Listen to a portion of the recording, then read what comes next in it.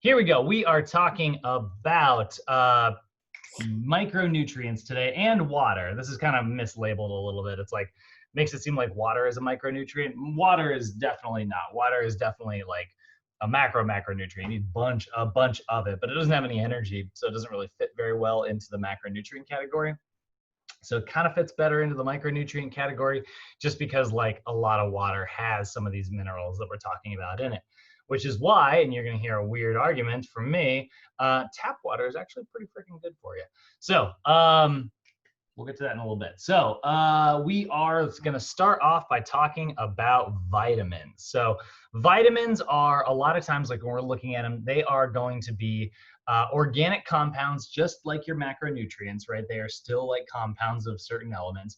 They are still very, very similar to our other macronutrients in that they are primarily made of carbon, primarily made of oxygen and hydrogen, but occasionally certain vitamins are going to have nitrogen attached to them as well. And so they'll have like what's called like an amine group, kind of like amino acid. And so what that does, what vitamins are responsible for is they act as like precursors to certain physiologic events. You know, for instance, like your B vitamins are totally necessary to act as like coenzymes when you are performing metabolism, right? We know that like they help regulate different functions inside the body, right? Vitamin D allows your body to more effectively use calcium, which is a mineral that we're going to be talking about later today. Vitamin E is really responsible for helping you utilize fats very effectively to keep your skin nice and healthy. And a lot of our vitamins are going to act as antioxidants. So we're going to talk about that briefly today as well. So regular vitamin intake is obviously very, very important. Now, there are like obviously vitamin supplements out there as well. And like I said, we're not going to talk too much about supplementation in this class. Like that's not really a primary focus of the core section. But if we are discussing like, well, should I take like a multivitamin? Maybe, but there's not a lot of evidence to suggest that like multivitamins have really great super positive effects. Like a lot of times, you know, they might have like a small effect, but like they are never going to be able to replace whole food. There's no vitamin on this planet that's ever going to be as good as vegetables, you know? And so we have to look at a couple different ways that we talk about like, you know, how much of these vitamins, how much of these minerals are we trying to get? And this comes back to those four primary terms that we were talking about the other day, right? So the FDA has a way of like labeling these things, and those are going to be what they're called your dietary reference intakes, right? Your DRIs. So the first one is going to be your RDA, your recommended dietary allowance. And that's the amount of whatever vitamin, whatever nutrient you need to meet the needs of most of the population, like 97, 98% of the population. Then you also have the estimated average requirement. That's the daily nutrient intake that's required to meet the needs of about half of like a healthy people, right? So it needs to be the average, which means it needs to be like 50.1%, you know, like just over the middle line, and it's officially the higher average, right? So that's your estimated average requirement. And then your adequate intake level is that recommended average based on how much it needs based on assumptions for a healthy population. However, this is basically what you use whenever we can't figure out what a good RDA is, right? So then we have your adequate intake levels, right? That's the one we were just talking about, right? So the adequate intake levels are the bare minimum, but we don't know what like a healthy average should be. We just know how much it takes minimally to ensure that like you're getting some of those positive benefits. Then we have the tolerable upper intake level, and that's the highest amount of a vitamin that you should have before it starts causing like negative effects. And we're going to talk a little bit about like what those negative effects are today. That conversation usually only applies to certain minerals and your fat soluble vitamins. Like for the most part, your water soluble vitamins, they don't really cause us too many problems when we have a lot of them, but they certainly can. Like certain too much like vitamin B6 can even lead to like neurological tingling, for instance, because it can actually make it harder for your nervous system to send signals. So there are certain ways to like quote unquote overdose on vitamins. It's probably not going to be enough to actually like, you know, take you out or anything, but it can be enough to like make you ill and feel not so great. So that's where that tolerable upper intake level comes from, right? So as your intake goes above, the potential risk of adverse health effects increases. Now, if you took a multivitamin that had like 10,000% that you're supposed to have in a day, are you going to have all those effects? No, you are at an increased risk, right? Just like I'm technically at an increased risk of becoming a millionaire every time I walk into a casino. Uh, this much risk with that much, space of lack of chance. That analogy fell apart. Anyway, let's go ahead and look at our two main categories of vitamins, right? So we've got water-soluble vitamins, right? These are vitamins that dissolve in water and they are transported in your blood via water. So a lot of times your water-soluble vitamins, they will act as coenzymes. So a lot of times, like remember we were talking about how B vitamins are crucial for the Krebs cycle to take place, right? So an enzyme, right? Go back to the word enzyme. We know that enzymes are what catalyze metabolic reactions, right?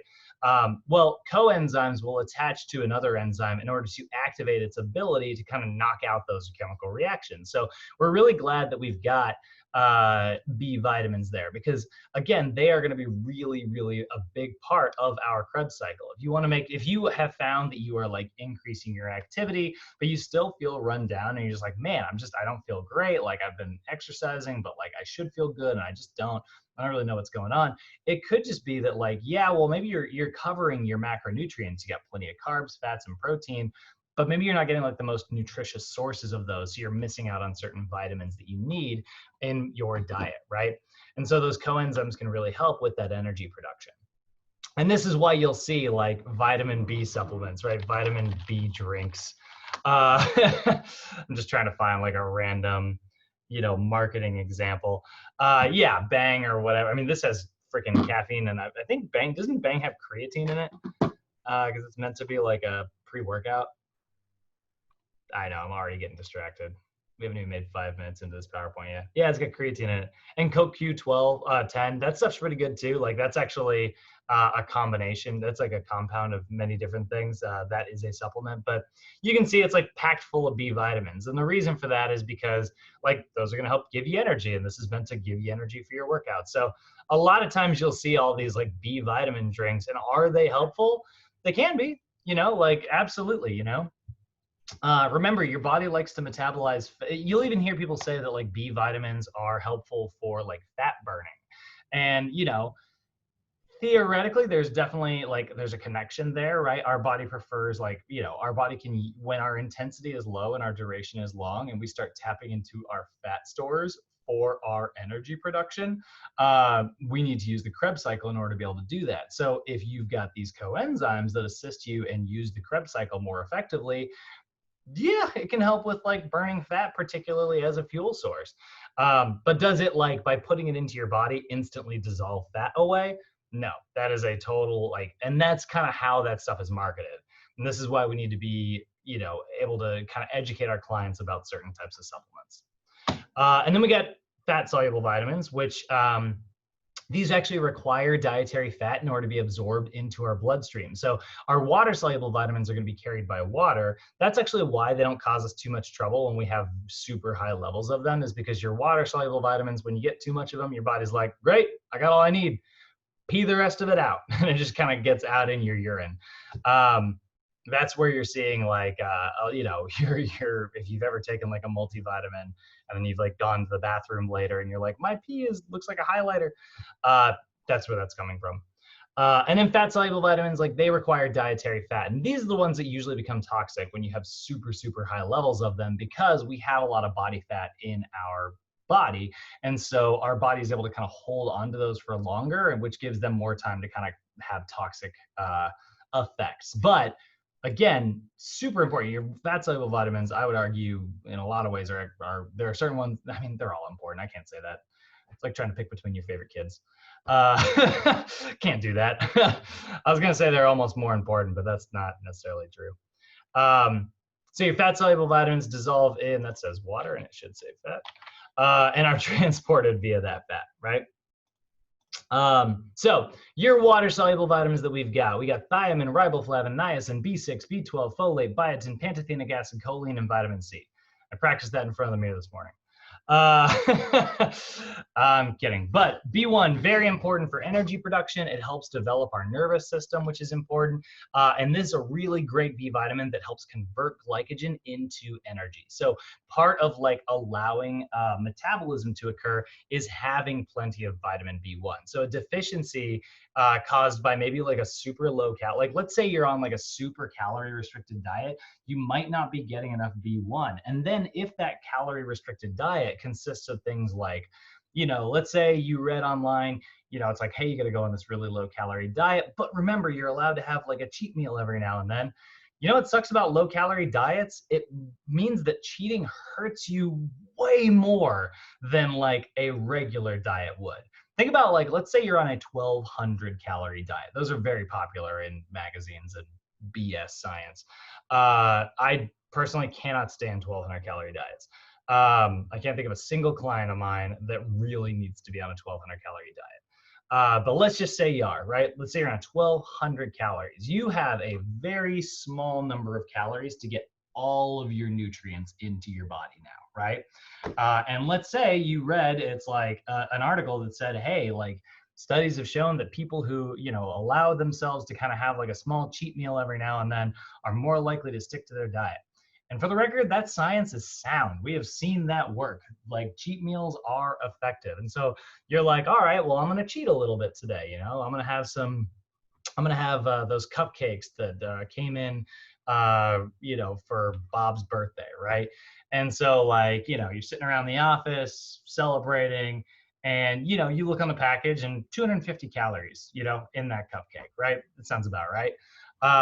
So, but you want to stick to your diet plan, so you're sticking to a 1200 calorie diet. Well, 250 calories out of 1200, that is 20.83% of your chances to get the right amount of vitamin B1 in per day. That's 20% of your chances to get your B12 in, your vitamin C, your vitamin A, right? Like you just cut out 1/5 of your chances. The rest of your food for that day had better be nutrient packed, or you are likely to end up with like a deficiency, right? And when you have that deficiency, it leads to a lot of problems, right? You're going to notice like lack of energy. You're going to notice that you can't produce ATP very effectively. A lot of times it causes things like water retention and inflammation because your body is just like, oh, I'm not functioning well. We need to like rest and recover. So your inflammatory system just kind of takes over and you just conk out. Not awesome, right? So what are some really good sources here? Whole grains, legumes, wheat germs are a really good one. Certain nuts are a really good one, actually. And then fortified foods that have been like fortified with thiamine. You'll find like a lot of breakfast cereals have thiamine dumped into them. And then here's kind of a weird one, but like you're going to see this with all of our B vitamins. Pork. Pork is just packed full of B vitamins, which is always kind of funny. You're going to see it on nearly all these lists. So then we've also got vitamin B2, which is more commonly known as riboflavin. This is the one that you see in your pee, by the way. This is the one that like, you know, makes you get the highlighter urine. So this is obviously very important for like aerobic energy production. This assists in the gluconeogenesis process. So not that you want gluconeogenesis to happen, but it can, you know, help supply you with energy. So it's very good at like extracting those energies from our large macronutrients. Deficiencies obviously lead to decreased performance because again, this is an energy maker. And you're gonna find really good sources of this. Mushrooms, this is a really great one actually. But dairy is going to be a really good one. Certain types of breads that have been like fortified, cereal products that have been fortified, and eggs, but primarily in natural sources, 1, 2, 3 right here. Dairy, mushrooms, and eggs. Those are really good ones. So a mushroom, spinach, tomato omelet in the morning with a little bit of like goat cheese, nailed it. You are B vitamining the crap out of your diet. That's awesome. Me personally, I hate mushrooms. If I'm not mistaken, olives are a really good source as well, even though they're not on the PowerPoint. And olives kick mushrooms' ass. Fight me. So then we also got vitamin B3, which is more commonly known as niacin. My mom, the hair on the back of her neck just stood up somewhere in Washington. She'd be so mad at me right now. She loves mushrooms. Yeah, I don't like either of them. No? Oh man, you don't like the No, spongy foods? no. Well, like if you throw them like all together, or you mix them in like a salad or like a Subway sandwich or something, Okay. I'll take them, you know. But Yeah, that's the only way I can eat singly, mushrooms. no. Yeah. Yeah. Mushrooms, if they're in like a soup, I can get through it. If they're in a sandwich, I can get through it. If they're in a salad. Um, yeah, uh, yeah, that's the same thing with onions actually for me. I hate onions, but if they're grilled and like real soft and squishy, like you find in like fajitas and stuff, then I'm back on board. But like you give me like raw onions on like a sandwich or a burger or something, the second my tooth touches it, I will like gag and just instantly spit it out of my mouth. Like it's the texture thing. I can't stand the feel of my teeth biting through onion. Ugh. It's like water chestnuts. That's another one. Oh God, that's like my worst fear. I hate that texture. All right, niacin. This is a really big one. So niacin contains what's called nicotinic acid, and this is actually a really big part of like your metabolism, and it's also a big part of like giving you healthy hair and nails. Actually, a lot of times you'll hear people taking like nioxin, which is kind of like a synthesized, chemical that has some B3 in it. But signs and symptoms of deficiency, these are some scary ones. Sometimes you'll get skin rashes, mental confusion, lack of energy, weakness, and loss of appetite. And basically what that is your nervous system is just like, I can't control I'm out of energy. Your nervous system is wiped out. And so like it leads to muscle weakness because your brain controls your muscles. It leads to skin rashes because your body can't control temperature and like fluid movement. So then, and like certain materials sit in your skin, and then your inflammatory system takes over. It results in like a lot of different things. So niacin's a very, very big, important one. You can find this in like certain refined flours in the sense that like they add those things back in. Grains, particularly whole grains, are going to be a better option. Cereals, and then certain protein-rich foods. Again, this is very good, very easily found in certain types of meats, particularly like pork products, beef, and chicken. Those are going to be three really great sources of niacin. And then B6, this is probably the one that we often hear the most about. B6 is really important for breaking glycogen down, again, for gluconeogenesis in the liver, but also the process of like um, amino acid synthesis. So one of the ways that your body creates like protein synthesis is with enough vitamin B6. So obviously a very important thing because we want to be able to like build muscle, right? And this is kind of a fun one. It also allows you to convert tryptophan, which is an amino acid. That's the one you probably hear of at like Thanksgiving. Tryptophan's found in like turkey. And then there's like the old myth that like that's the amino acid that makes you sleepy. That's not true, by the way. But tryptophan can actually be converted back into niacin, which we just talked about as being very important. And then this, probably one of the most important ones, is that it formates your neurotransmitters. So this allows you to make your neurotransmitters, which allow you to have like dopamine. And this is why B6 can sometimes actually be related to your mood.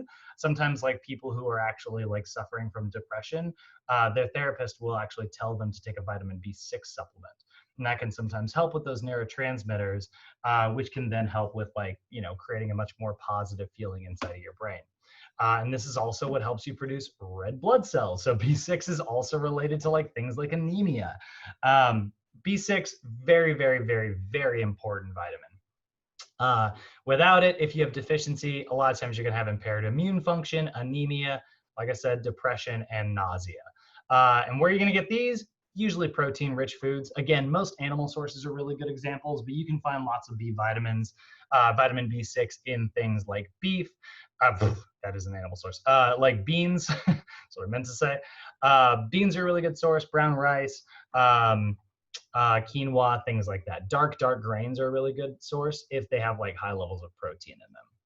And that's because like vitamin B6's structure is somewhat similar to protein. This is another one of our, like I mentioned earlier, some vitamins have like amine groups in them. They have like nitrogen in them, so they look somewhat similar to amino acids. B6 is on that list. And then we got B12 here. Now, B12 is a really important one, but this is one that a lot of people are deficient on. And this is more commonly known as, did I say Cobra when I wrote it down? I didn't mean to do that. I just assumed it was wrong because like Microsoft Word didn't know it. What is it? Cobalamin, that's how you say it. And so this is also really particularly important for your nervous and your cardiovascular system. This is very important for the growth and development of certain tissues. So pregnant women especially will often take like a vitamin B12 supplement because obviously like they are growing a whole new human being. And so like that's a really important one. Energy production. And then one of the most important ones here, this helps maintain your myelin. Your myelin is this protective type of cells that surround your nerve cells. And so like they protect signals as they are traveling from point A to point B. So if you've ever seen somebody who has like multiple sclerosis, they have MS. That's a disease where somebody sometimes like you'll notice they get kind of twitchy, and every now and then like their legs will give out on them, and they struggle with their balance and stuff. What that is, that's actually a disease where their autoimmune system for some reason attacks their own myelin, and so it reduces their myelin sheath. And so what'll happen is like they'll get a signal to like take a step, but then all of a sudden that signal from their brain got lost somewhere on the way. And so then like when they took a step, their muscles were supposed to recruit and then they didn't. And luckily there's another signal right behind it, but that little lack of communication often causes like a quick stumble, which looks like a quick jerky movement. And so that is like B12 helps maintain your myelin sheath. And so this can be really cool this is really a big part of your nervous system, but it's also a big part of your cardiovascular system, right? So deficiency in this can also result in reduced absorption. So this can lead to like neurological problems. And then in your cardiovascular system, it can lead to things like anemia. Sources of this are pretty much exclusively animal products. So this is where occasionally you will see an argument against like veganism or vegetarianism, because for the most part, vitamin B12 really needs to be found from animal sources. But there's no reason you can't find it in like certain fortified products and take like supplements if you are choosing to live like a vegan lifestyle. That is totally okay. And a lot of times like gets your levels back to normal. And for the record, most people are vitamin B12 deficient anyways, so you're not really hurting yourself any worse than the average person. So then we also have folate here. This is a really cool one because this is a big part of like, DNA synthesis. So that's going to help in like the growth and development of your body. Again, this is another one. Folate is a hugely important one, especially for pregnant women. It can help prevent neural tube defects during like pregnancy. I'm actually, you know what? I'm going to put that down because I seem to remember a question related to that. I can't remember if it's in capstone or if it's in the core, but deficiency can lead to neural tube defects. So basically the fetus can't get enough like nutrients. And so folate's a really big part of ensuring that that happens. It also, again, assists in the repair of your, I know I didn't put notes for all the other ones, but I just feel, I just remember a question that's related to this somewhere. Sources of this are going to be like plant-based products. So you can actually get a lot of folate in vegetables, but a lot of times you'll also find them again in like fortified foods, like where they are adding folate to things. I think like a lot of like for people who are at home like making their own breads and stuff, a lot of times you'll see like folates added to flour products and stuff. So again, yeah, deficiency can lead to neural tube defects. It can cause changes in DNA, which is obviously not great. And it can impair the development of white blood cells, which is an immune system reaction, which obviously reduces your risk of a lot of different things, but then also your red blood cells as well. And that can increase your risk of heart disease. Then we also have biotin. Biotin is also necessary for DNA synthesis. So we got another really big one important here. This is also going to facilitate gluconeogenesis. By the way, if you haven't noticed a pattern, this is why we're not putting too many notes for all these B vitamins. They all really kind of do the same things. But you do need to have all of them. And so biotin's another one that can help fight fatigue, depression, nausea, dermatitis. If you have skin problems, you might find that biotin has a really positive skin or hair problems. Biotin can really help, kind of similar to niacin. Legumes are a really good source of this, actually, like particularly kidney beans. Oh man. This is where I pull up my lists whenever I need to. But I think kidney beans in particular, but most beans are just going to be really good sources of this. Peas are going to be a really good source. Those are legumes as well. Cheese, egg yolks, actually, which is where you're also going to get a lot of your sulfur. Nuts and green leafy vegetables. So this is the first one where we're like green leafy stuff. But don't worry, there's going to be a lot of leafy stuff coming up when we get to fat soluble vitamins. Pantothenic acid. So this is, if I'm not mistaken, this is it's technically like B8 or something like that. But it just falls into the B complex somewhere. And this is essential for metabolism. Again, if you have lack of this, it can lead to fatigue, but it can also lead to the exact opposite of fatigue. Well, it doesn't lead to the opposite of fatigue, but it can make you tired, and then it can keep you from sleeping. That is one of my favorite little weird things about pantothenic acid problems. And so that can sometimes lead to nausea, hypoglycemia, and muscle cramping. So pantothenic acid is actually a very big, important type of supplement to take. If you notice that you're the type of person who will sometimes get cramping, especially in like the feet or legs at night, pantothenic acid can be really helpful for that. Beef, poultry, fish. So most animal products, whole grains, dairy products, legumes, and then oats are a really good source of pantothenic acid. You can actually get that from your oatmeal. Again, I like how NASM does a really good job here of like giving plenty of like vegan options, because I know some people out there are definitely like living that lifestyle. Now we also have choline. This is actually, you guys might recognize that word. A choline is involved in the formation of acetylcholine, which is that neurotransmitter. That is how your nervous system communicates with your muscular system, right? So you create like an action potential from your nervous system, which travels down and then works its way over to a muscle, and it releases acetylcholine, which is what triggers the action potential in the muscle, which then releases all the calcium, right? So acetylcholine, really, really important here. Lack of this can obviously lead to neurological disorders and muscle cramping, but it can also lead to diarrhea. That's actually because your digestive system is also like a muscle, right?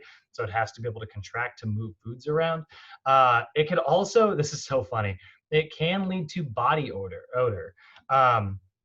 So that's actually what happens when you are having like way too much choline. Like if you are getting so this is where when you're having too much of this stuff, those neurotransmitters, like that choline just kind of sits around and it can't really be produced anymore because it doesn't have any of those other ingredients, right? And so like that's what often leads to like your body just ejecting more and more sweat than it normally would. That ends up resulting in less blood being in your system, which can lower your blood pressure and make you sick. So choline is actually a really important one, but it can become toxic in super high levels. Lecithin is a really good source of that. Egg yolks, again. Liver. Remember, liver is actually a great source of a lot of these B vitamins as well, because you got to remember, this is like an animal's liver that was like building this stuff up so that it could release it into the bloodstream. But another really good source, wheat germ and soybeans, and then one of the best ones is cauliflower. Cauliflower is full of other B vitamins as well. All right, so then that's your B list, right? And now we've made it to vitamin C. So vitamin C is more commonly referred to as like ascorbic acid. So whenever you look at like ascorbic acid in foods, right? Ascorbic acid. I'm just trying to find a random nutrition label that actually has it. Yeah, I don't know, maybe not. I guess you just, I don't know how to Google that. I'll tell you what, let's look up like, what is it? Sunny D. So Sunny D, right? I'll bet we'll find ascorbic acid in here.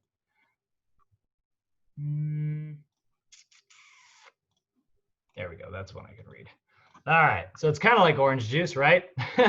Citric acid, natural flavors, maltodextrin, aspartame, artificial colors, ascorbic acid. There it is. So you'll be like, oh, it's got my 100% of vitamin C in a day. I should totally be drinking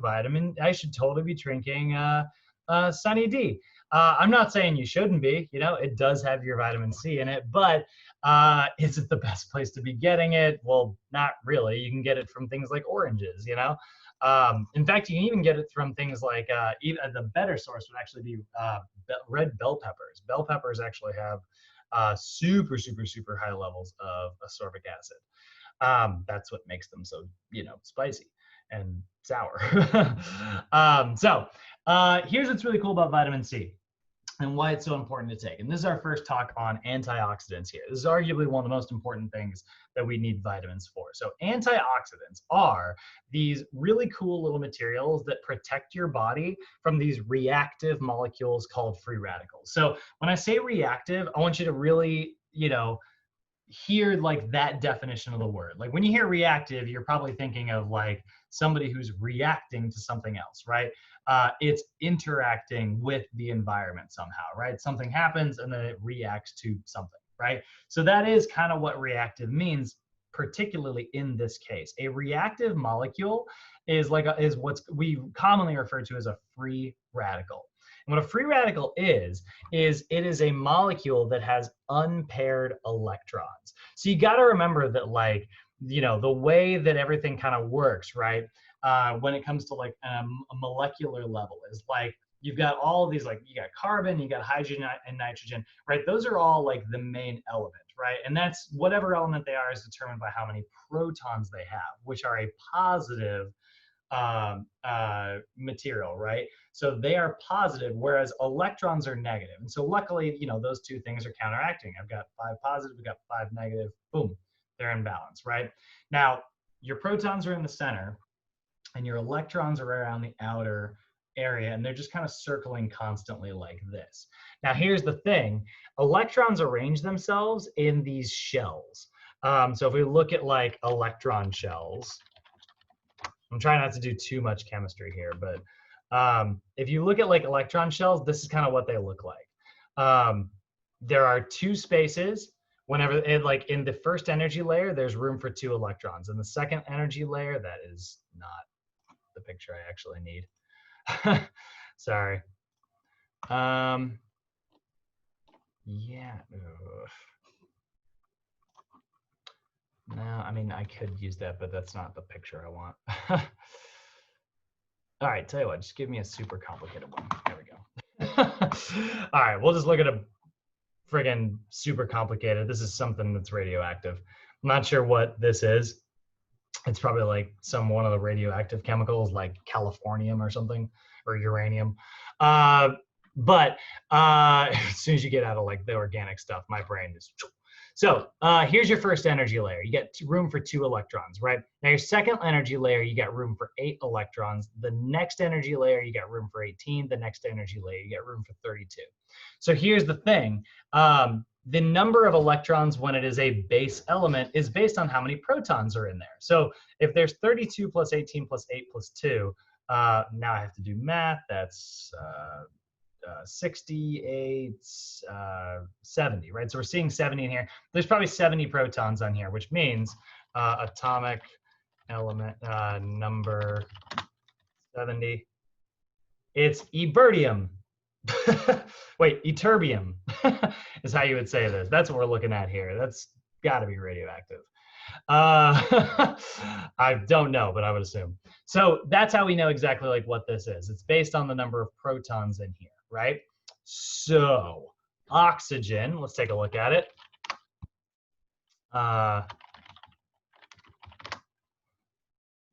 Oxygen is number 8 on the periodic table, which means it would have 1, 2 in its first energy layer, and then it would have 6 in its outer energy layer, right? Which means it has a space for 2, okay? So free radicals contain oxygen in them, okay? So when you look at like what a free radical is,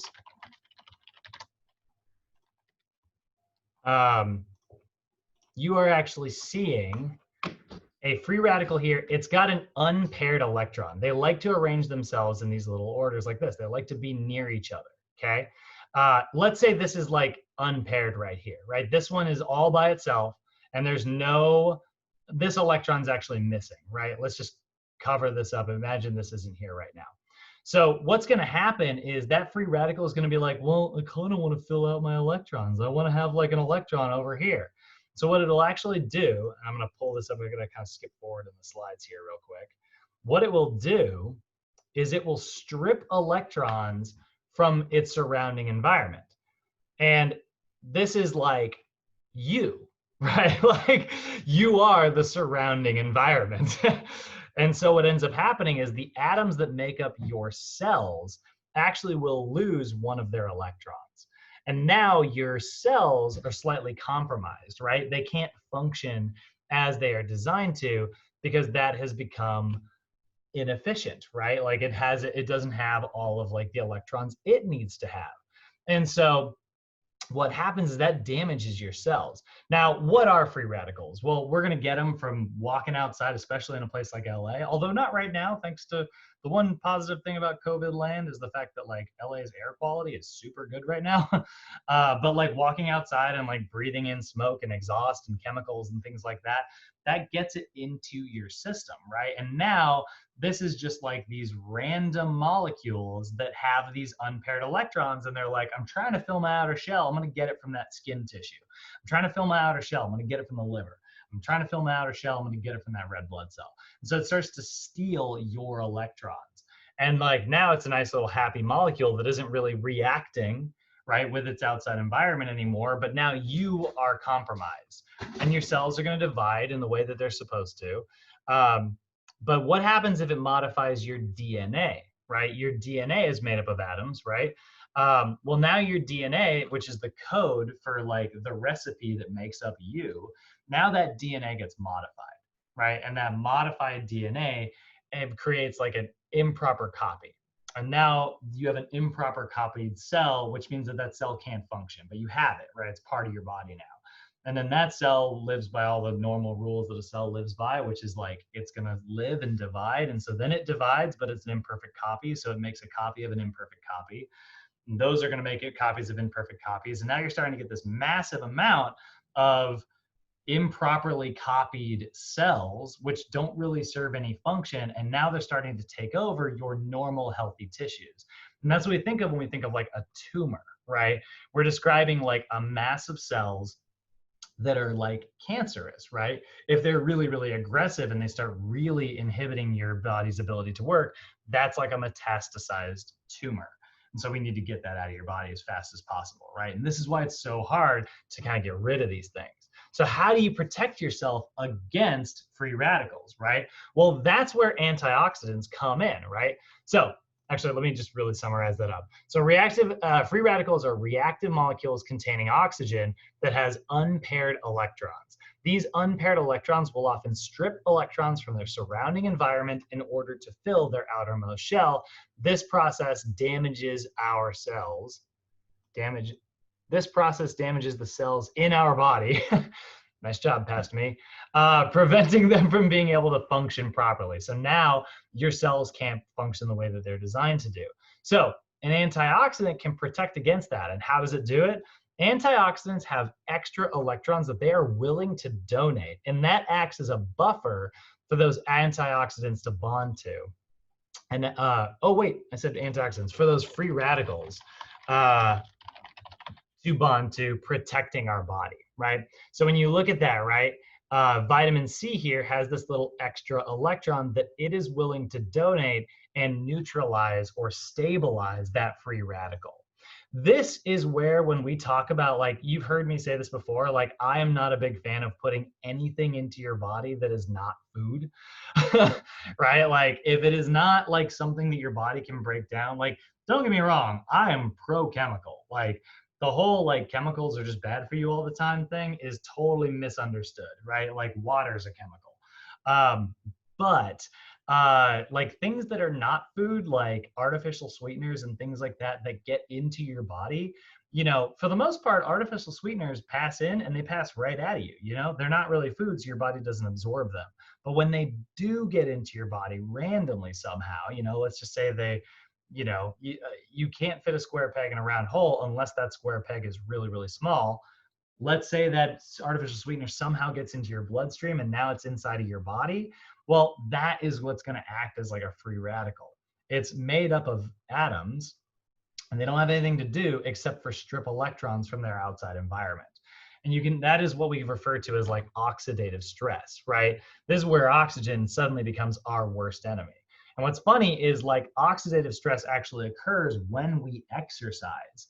Like whenever you are producing like oxidative metabolism, you are actually oxidizing a lot of your cells. You're bringing in massive amounts of oxygen. And so it's like, whoa, whoa, whoa, whoa, whoa, whoa. So you're saying like breathing and cardio are really bad for me.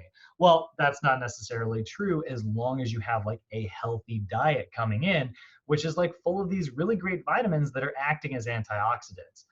The first one we're getting to is vitamin C, but we're about to get to all of our fat-soluble vitamins, and they are packed full of antioxidants. They are going to act as antioxidants. And this is why it is so, so, so important to make sure that you're getting your food from like whole sources, because one of the things that this PowerPoint really doesn't touch on that is actually quite important, and you will cover this in capstone, is talking about like phytochemicals. And phytochemicals are these really cool little itty bitty chemicals that give like a lot of like healthy vegetables all their bright, super vibrant colors.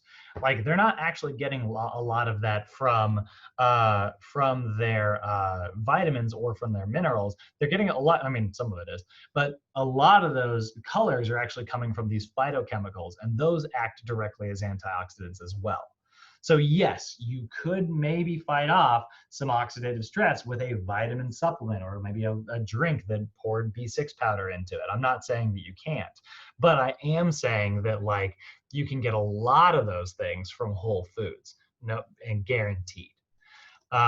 So that's there's our talk on like the big C word, you know, the thing that we all hate.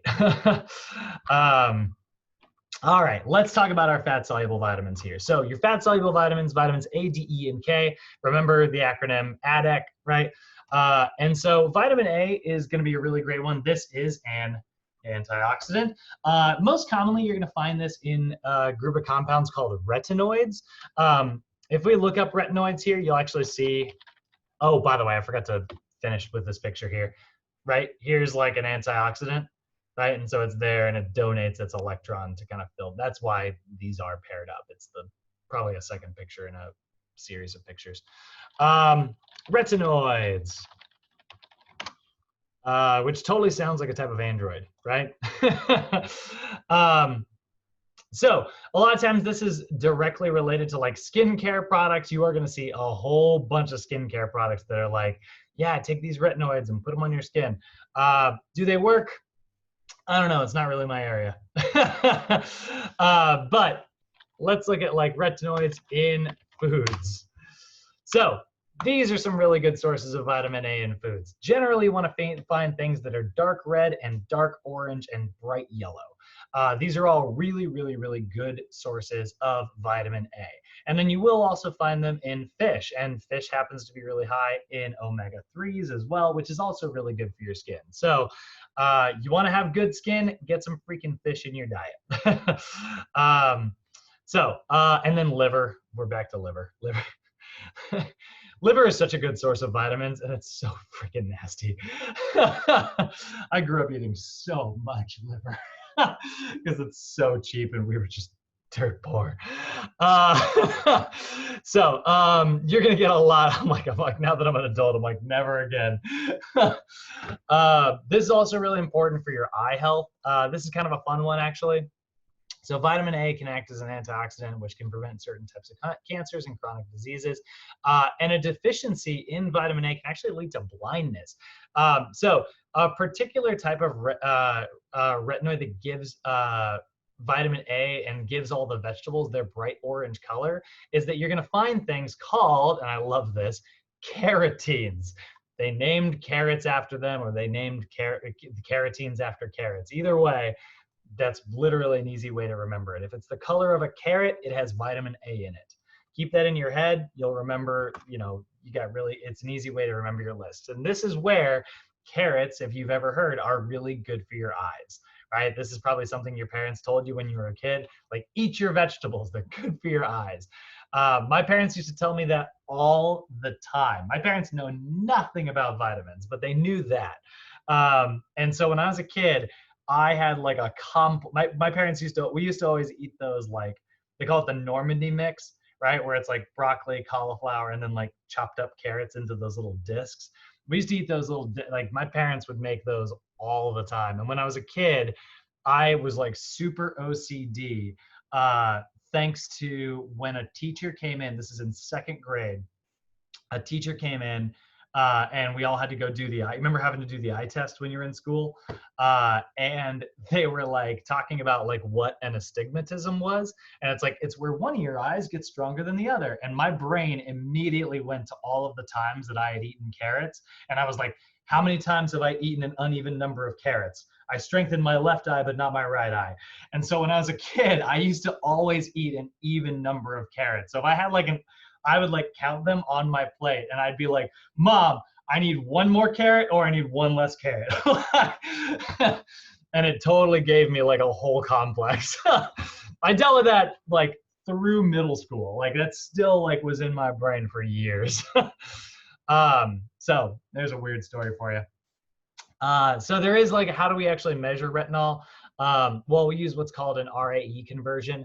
Don't worry about this. You don't need to know this, but that's where a lot of times you'll see this like kind of unique label when it comes to vitamin A on supplements. Like if you ever look at a vitamin label, you'll notice that like vitamin A, instead of saying like milligrams, it'll say like it's retinol equivalent activity, activity equivalent. And that's what you're looking at there. So carotenoids, those are a really good example of that. That's where we're getting that word carrot from. And so these are those phytochemicals that add colors, right? And they, again, act as I'm actually going to put that up here. Carotenoids, right? Carotenoids, which are phytochemicals that give colors to plants and fruits, right? These act as antioxidants. They also give the immune system a boost and aid in cancer prevention because they're antioxidants. So fruits and vegetables with color, right? That's really what we're looking for here.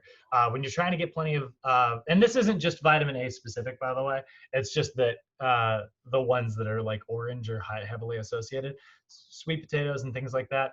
By the way, you can actually get too much of this, and they're not gonna talk about it here, but I'm definitely gonna pull up a picture because it's a really fun picture to look up. So what happens if you get too much vitamin A in your diet, right? Too much vitamin A in diet. Come on, baby. I want one specific picture. Boom, there it is. That is what can happen if you get too much vitamin A in your diet. Remember, carotenoids are what give carrots their color. Well, that's what happens if you get too much of it in your diet there. It turns you yellow, which is kind of fun. Now, what happens if you get too much, oh shoot, what's it called? Lycopene. Lycopene in your diet. The lycopene is what you're gonna find in tomatoes. Oh, come on. Too many tomatoes, skin color. Yeah, it can sometimes give you like a little bit of a reddish color. And so what's kind of funny about this is if you ever watch the show Scrubs, based on a true case, there you can get like somebody who eats way too many tomatoes and way too much carrot juice, put them together and you've got some orange dude.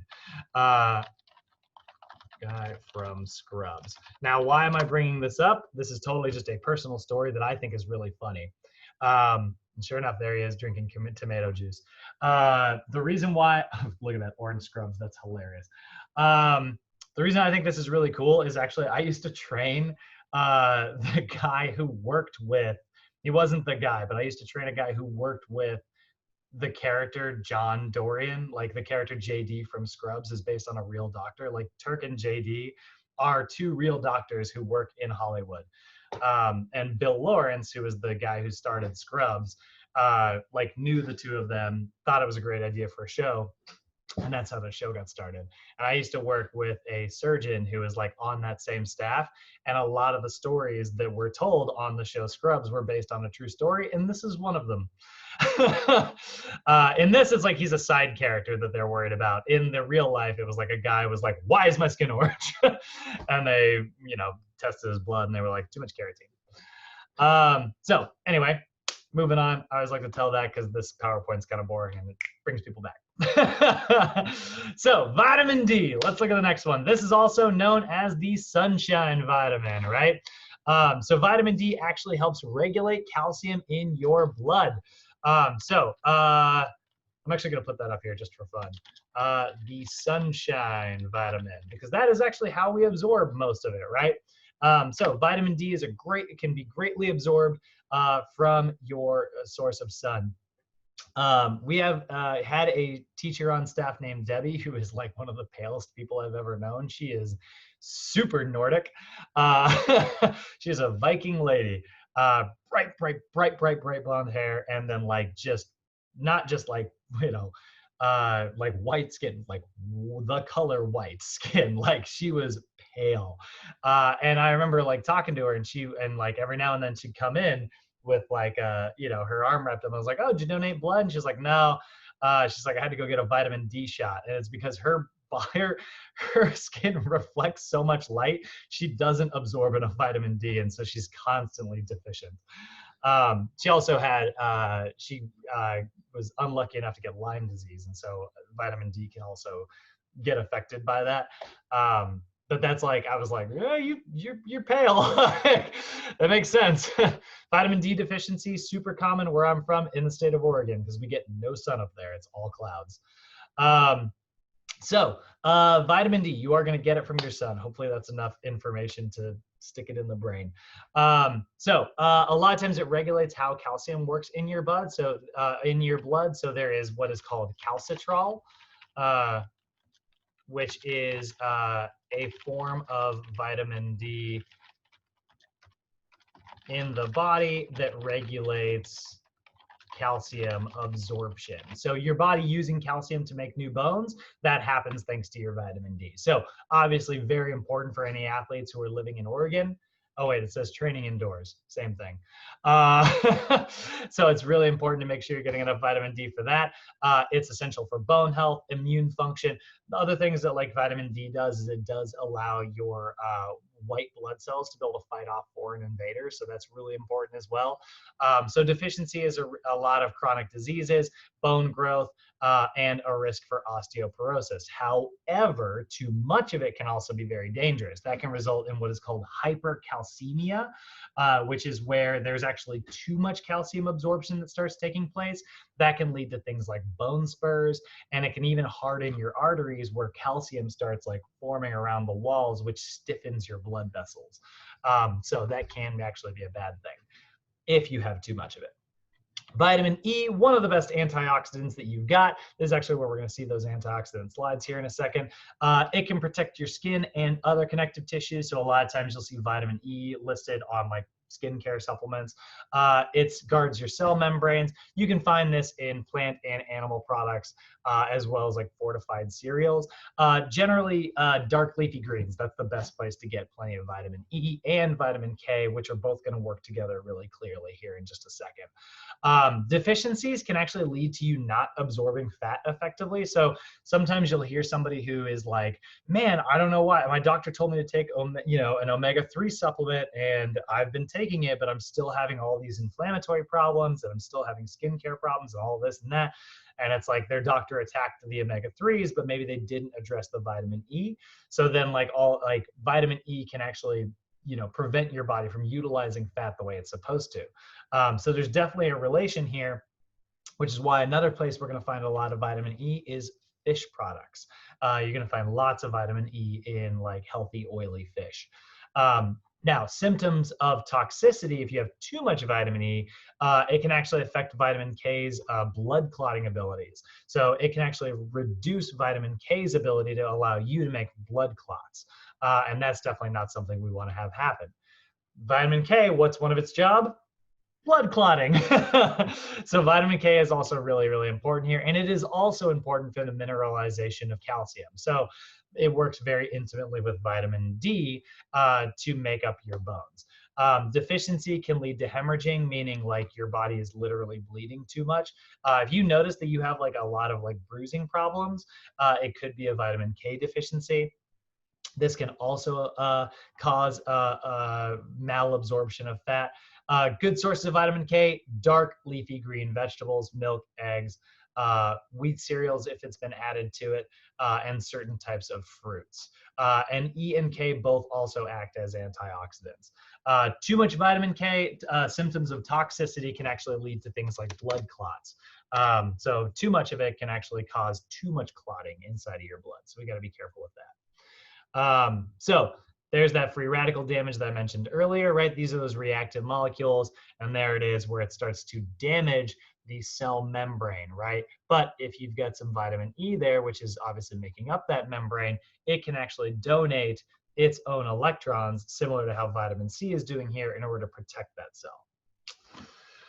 So we got to remember that free radicals are actually there's an increased production of free radicals during exercise. In order to make ATP, you're constantly oxidizing things. And so that actually results in more free radicals. And it's like, holy crap, that makes cardio bad. No, it does not. You just have to make sure that whenever you're performing aerobic metabolism, you have a balance between having enough healthy nutrition coming in to kind of balance that out. And that's actually why, like, one of the symptoms of overtraining is just simply fatigue. Your body starts to kind of break down, and it realizes that, and so it starts to make you kind of slower and sleepier, right? So what are phytochemicals? Those things that we mentioned earlier, right? So I'm going to put that down here, actually. So phytochemicals are substances found in plants.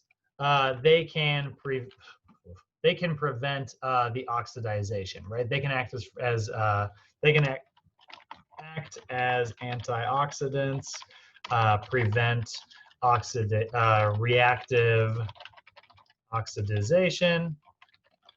But they can also like be very good for us in other ways, right? They also prevent the oxidization of LDL cholesterol by getting more plants in your diet. Your body can prevent LDL cholesterol from sitting around your blood vessels and starting to cause damage. Also, like what are called organosulfides, which are found particularly in cruciferous vegetables. So we're talking about vegetables that have like hair. Cruciferous, yeah, thank you.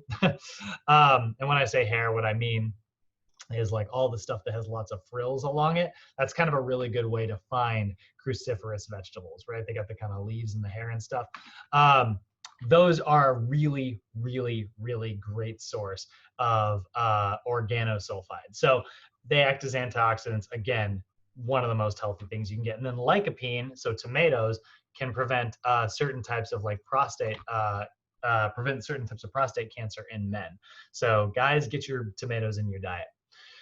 So here's some other phytochemicals that we've got found. What is it? How do you say it? Allium, which is found in like garlics and onions. By the way, that crap right there is what makes you cry when you're cutting garlic and onions. Those are the little things that shard off and get into your eyes and make you like, oh God, right?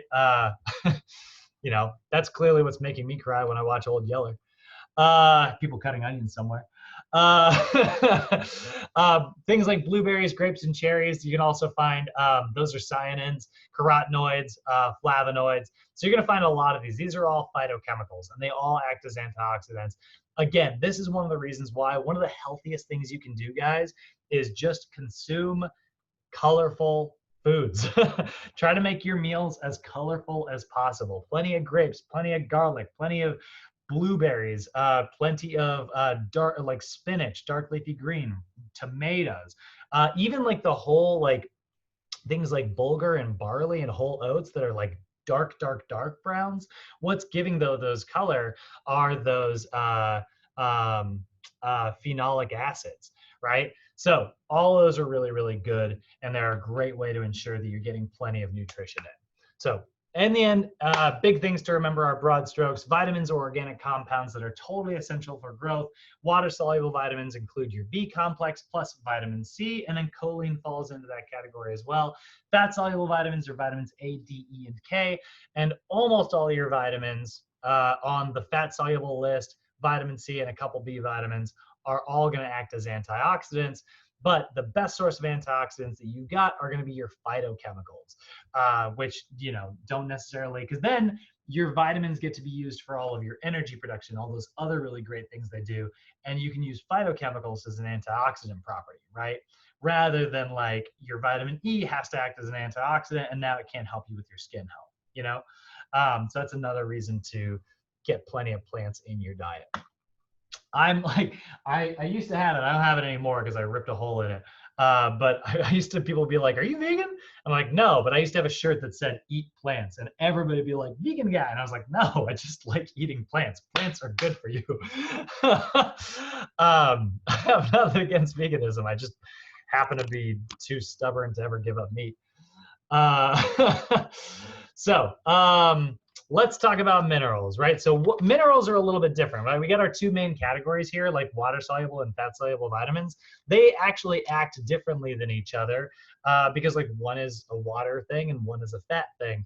Minerals are all different from each other. These are actually, you know, until now, you know, we talked about vitamins. They've got oxygen, hydrogen, and occasionally nitrogen and carbon in them, right? They're very, very similar to our macronutrients. Minerals are inorganic, right? So if it's got carbon, it's considered an organic molecule. If it's got oxygen, it's considered an organic molecule. Hydrogen, organic. Nitrogen, very organic, right? But now our other minerals, right?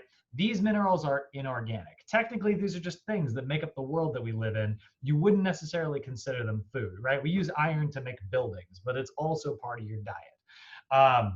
And so it interacts with your body, even though it's not necessarily part of your body in kind of a weird way. So minerals are inorganic compounds, and they're not even compounds, inorganic elements that give the body structure and allow for certain physiologic processes, right? So they are essential for proper functioning of the body.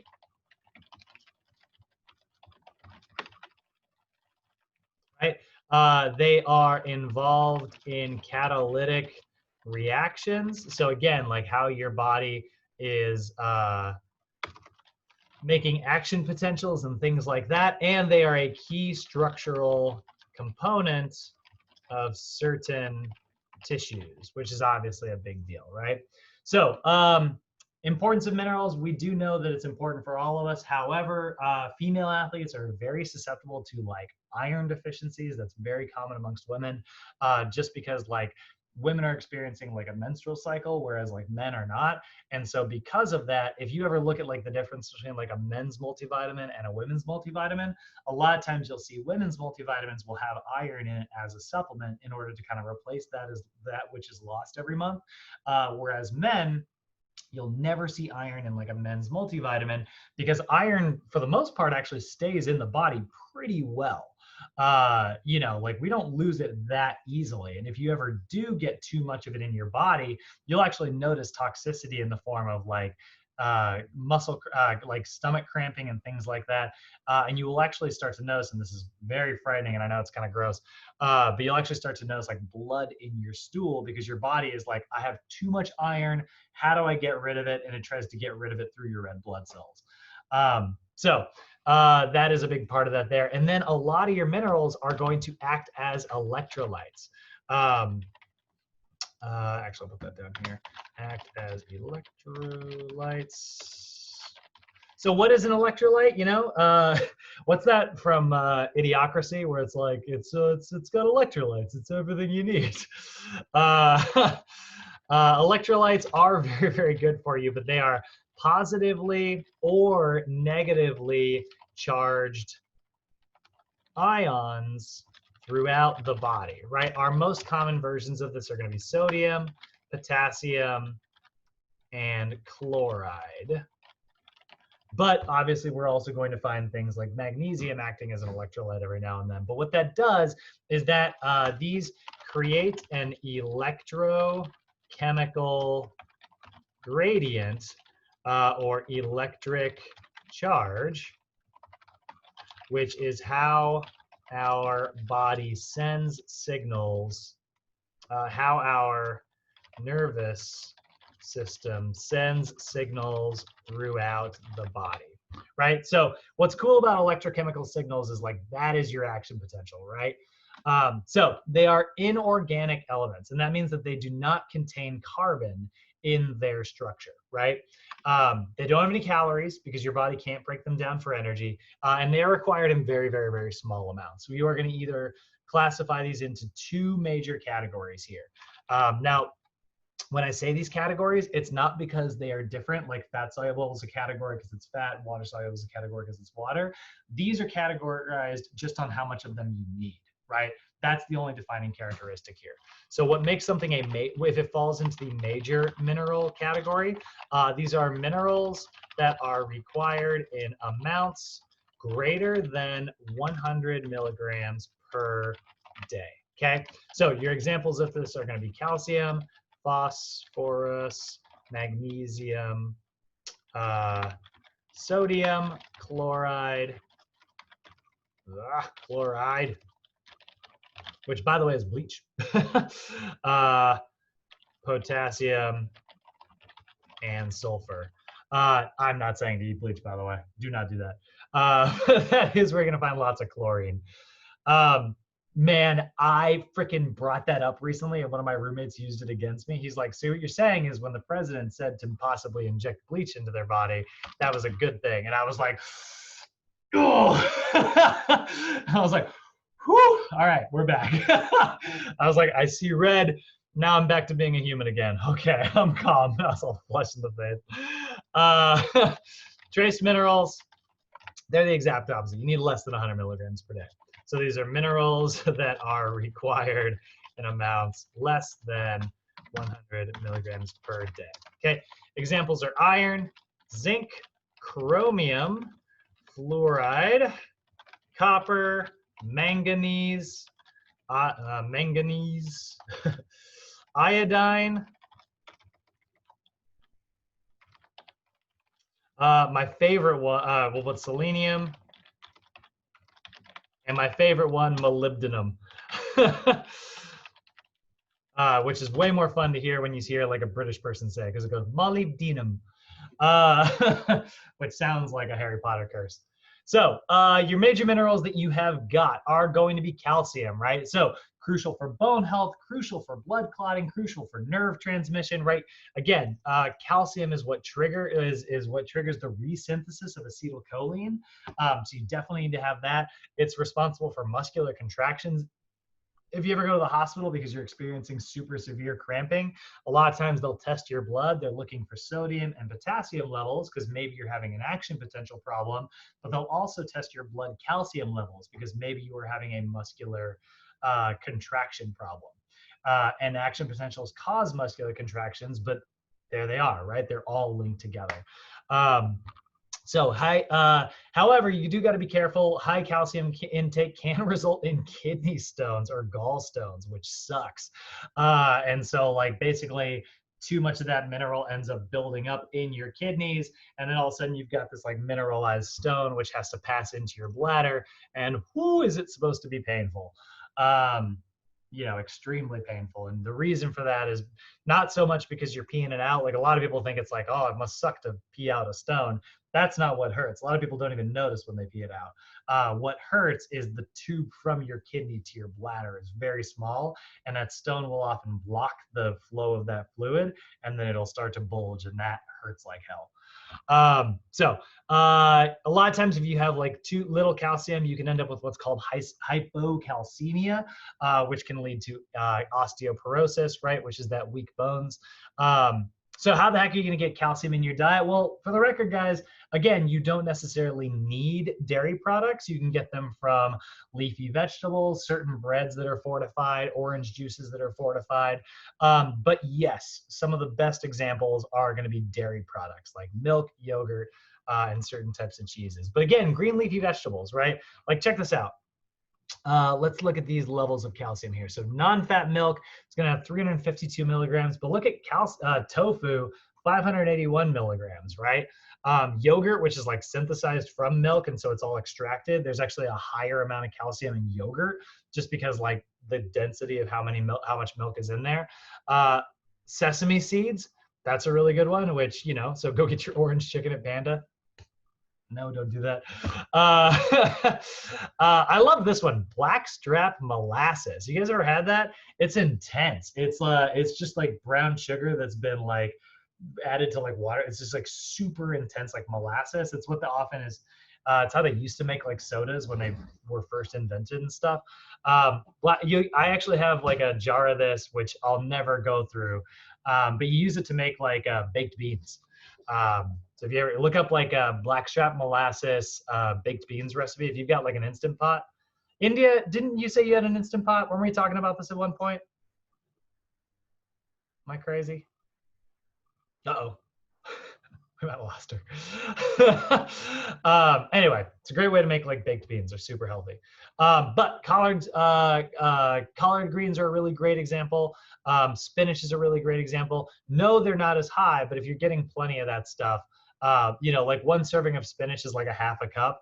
That is supplying you with about half as much, well, a little under half as much calcium as you would get in like a cup of milk, So there's plenty of ways to get calcium into your diet without having milk.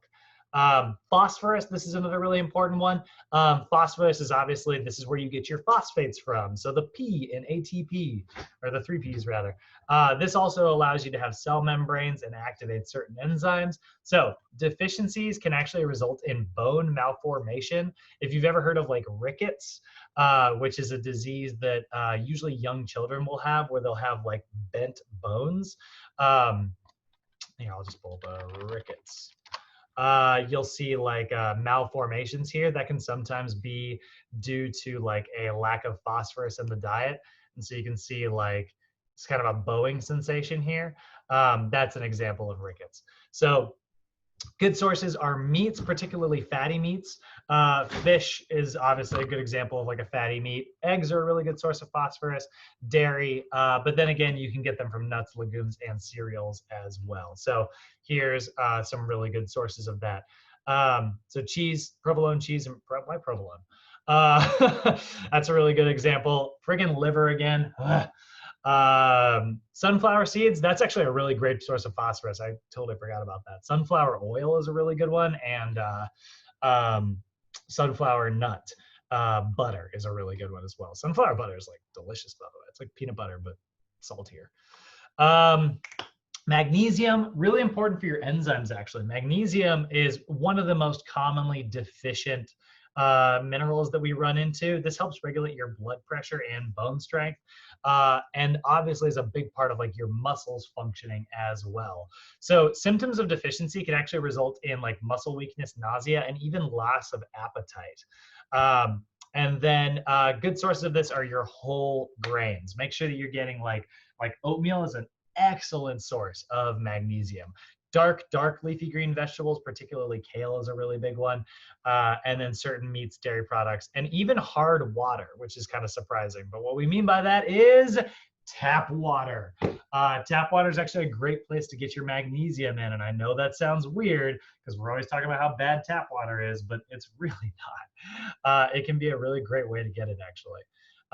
Unfiltered, by the way. I mean, like, don't put it through your Brita, because your Brita is going to suck things like magnesium out of that water, which is why like filtered water tastes slightly different than others. It doesn't have the same mineral density in it. So best sources, all brand cereals, sesame seeds, halibut, almonds, oysters, black-eyed peas, yogurt. There's that molasses again.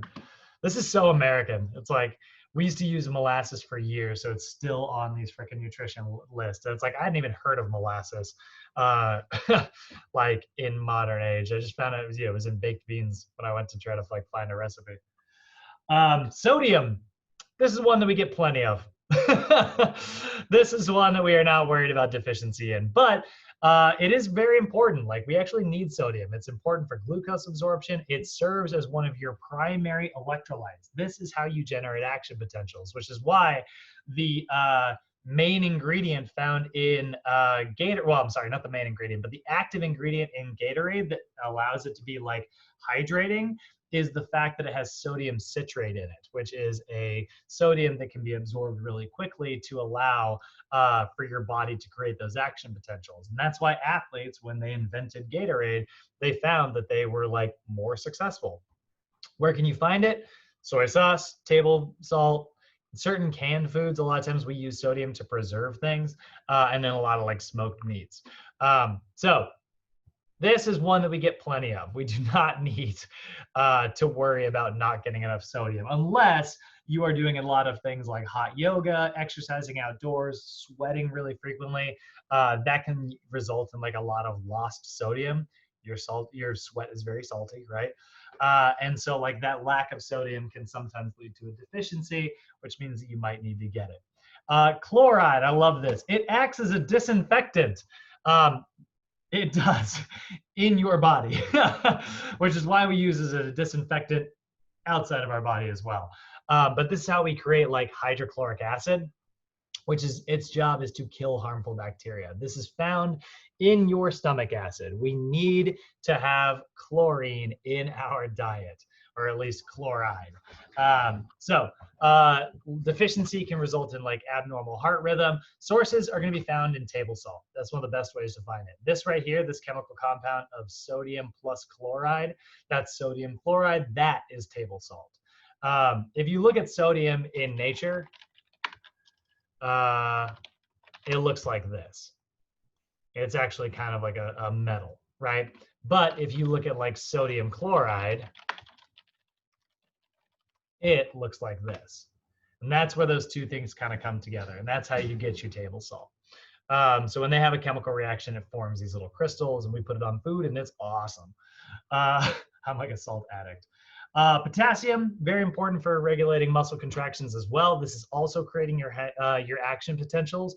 So this is where sometimes somebody says, oh, you're cramping up, you need a banana. Yeah, could be, maybe you're not having the right action potentials, and that's causing like a muscle cramp. So go get yourself a banana. That's a great source. White potatoes, that's also a really good source. Spinach, that's a really good source. And you can even find it in milks, coffees, and teas. So here's all of your really good sources here. Baked potatoes are actually a better source than bananas are. They're actually high on the list. Sulfur, kind of a surprising one. That thing that like we use to make explosions.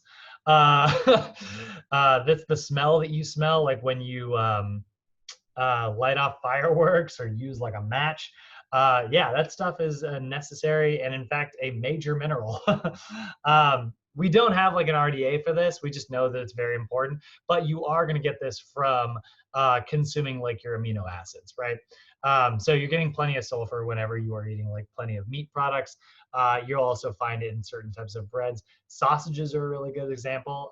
That's kind of what gives sausage that pungent flavor. But here's kind of a fun one. Beers, wines, and ciders. That kind of fermentation process results in like a lot of sulfur as well.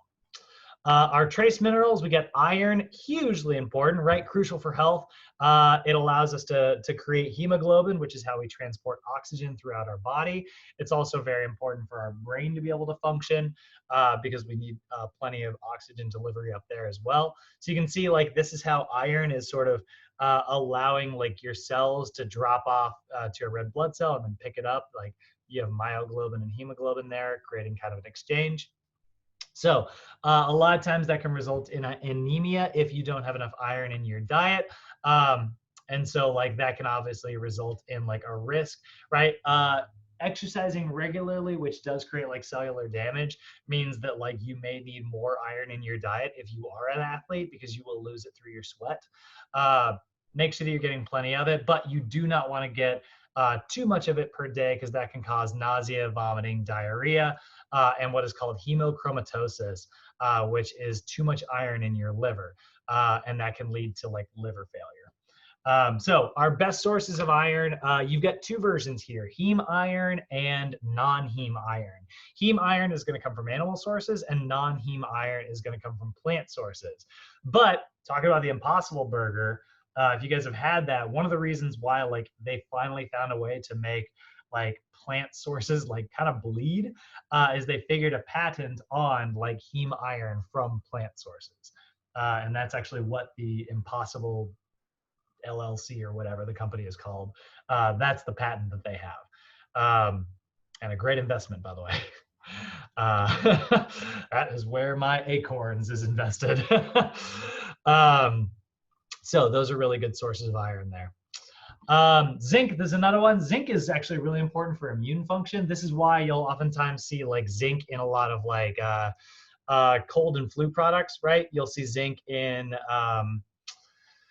all those powders and things that you can take whenever you're sick.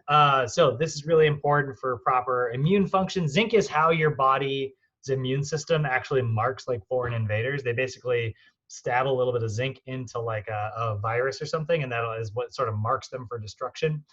They're also really important in the production of like certain types of hormones, particularly testosterone. This is why men will often take a supplement called ZMA, which is like a little bit of zinc and a little bit of magnesium in it. And that can actually help. That's been shown to raise testosterone levels. However, if you have normal testosterone levels, it doesn't do much for you. Again, it can fill in the gaps if you have a deficiency. But other than that, it's not really, it's not making you super testosterone guy. So good sources, oysters. Yeah, a lot of seafood here, actually, particularly shellfish. Oysters, crab, beef is a really good example, liver again, and then like lobsters and things like that. Those are all really good places. You can also get them from certain types of cereals and like yogurts and things like that as well. Chromium, I had a kid I went to high school with who had a chromium deficiency. This is going to be a really fun one. But this results in like impaired immune function. Good sources are mushrooms, prunes, nuts, whole grains, brewer's yeast, broccoli, wine, cheeses, egg yolks, asparagus, dark chocolate. That's kind of a fun one. And certain types of beers. So this kid, because he had a chromium deficiency, actually used to drink O'Doul's beer, which is a non-alcoholic beer. And he was like basically prescribed it by his doctor. His body just didn't process chromium very efficiently, so he had to have massive amounts of it constantly. And he was vegan, so like he didn't have like as many options as like some other folks. It's kind of funny. Fluoride, this is really important. This is actually what prevents cavities, and this is what allows you to mineralize your teeth. So fluoride is really important. It can also, it's very important in the creation of your tendons. So like it prevents you from getting tendonitis, which is kind of a fun one. But deficiency, right? Like I said, dental cavities, and your sources of fluoride are basically gonna be water. There's gonna be fluoride added to your water. You can find it in things that have had water added to them, like grape juice, wines, canned shrimp, canned foods, things like that. But tea, honestly, one of your best sources. Copper, this is a really big one. Copper is important for like regulating your iron metabolism. So like actually copper allows your body to uptake iron more efficiently. So sometimes you'll have like an iron deficiency, and that's caused by a copper deficiency. Holy crap, all these things are linked together. So that can also prevent anemia. Copper is also sometimes occasionally acts as like an antioxidant itself. And so like that's a really important one there. You're gonna find this in a lot of organ meats. Oh, we're back to liver. You're gonna find it in seafood, nuts, seeds, wheat brands, and certain types of cereals. And you can find this, it says cocoa products. Yeah, you can find this in a lot of like dark chocolate. That's a great place to get copper in. That's what makes dark chocolate like kind of bitter compared to like normal chocolate. That and the fact that it doesn't have as much sugar in it. It's packed full of magnesium, it's packed full of copper, and it's packed full of chromium. Manganese, This actually is really important for like enzyme production. So like, remember enzymes kick off your metabolism, right? So manganese is very important along with your B vitamins for that Krebs cycle. So without it, that can lead to like bone abnormalities and then impaired like metabolism, which is really not so awesome. Best sources of manganese are whole grains and then dark leafy vegetables. Pineapple, huh? Actually didn't know that one. Pineapple, wheat germ, hazelnuts, oatmeal, yeah, whole wheat breads, and then blackberries are a good one as well. Um, Iodine, really important for hormones. Iodine, if you have a deficiency of this, it can actually sometimes cause like a goiter. And a goiter is actually where you'll get this like super large growth on your thyroid gland. So you want to make sure that you're getting plenty of iodine in your diet. Without it, it can result in you feeling cold frequently, which is kind of interesting. And it can result in like weight gain and just an overall decrease in your body temperature. Where can you get this? Well, sometimes they'll actually use iodine in order to like sterilize certain types of salt. That's what an iodized salt is, because they pulled salt basically out of the ground. So iodized salt's a really good source, seafoods, and then certain types of grains. So iodized salt's going to be your best source of it, actually. But you can get it in like cod, corn grits, milk, tortilla flours, which is nice, shrimps, potatoes, all kinds of stuff. Molybdenum, that's my favorite one. This is also going to act as like with some enzymes. And this can actually, what's kind of funny about this is like there's really no complications. Like we know that we need it and we know that we can process it and it's part of our metabolism, but like they can't really figure out what will happen if you don't get enough of it. And so you're going to find this in cereals, legumes, and organ meats. That's why it's my favorite. It's the weirdo on the list where it's like, well, I don't know, it's good for you, we think. And it's bad for you if you miss it, we think. And then we got selenium. Selenium, this is what they put in hair, by the way, or in hair, in like shampoos and stuff. This is an anti-dandruff because it actually has like enzymes that will kind of destroy all that stuff. But selenium is another one that they'll often put in like prenatal vitamins. Deficiency is pretty rare. We don't really run into this in the United States. We have a lot of animal products in the United States, but selenium is found in basically animal products. You can find it in certain types of like grains. Like occasionally you'll find it in like whole grains, like oatmeals and stuff. But for the most part, like meat. So again, vegans, selenium supplement might be something that is helpful in your diet.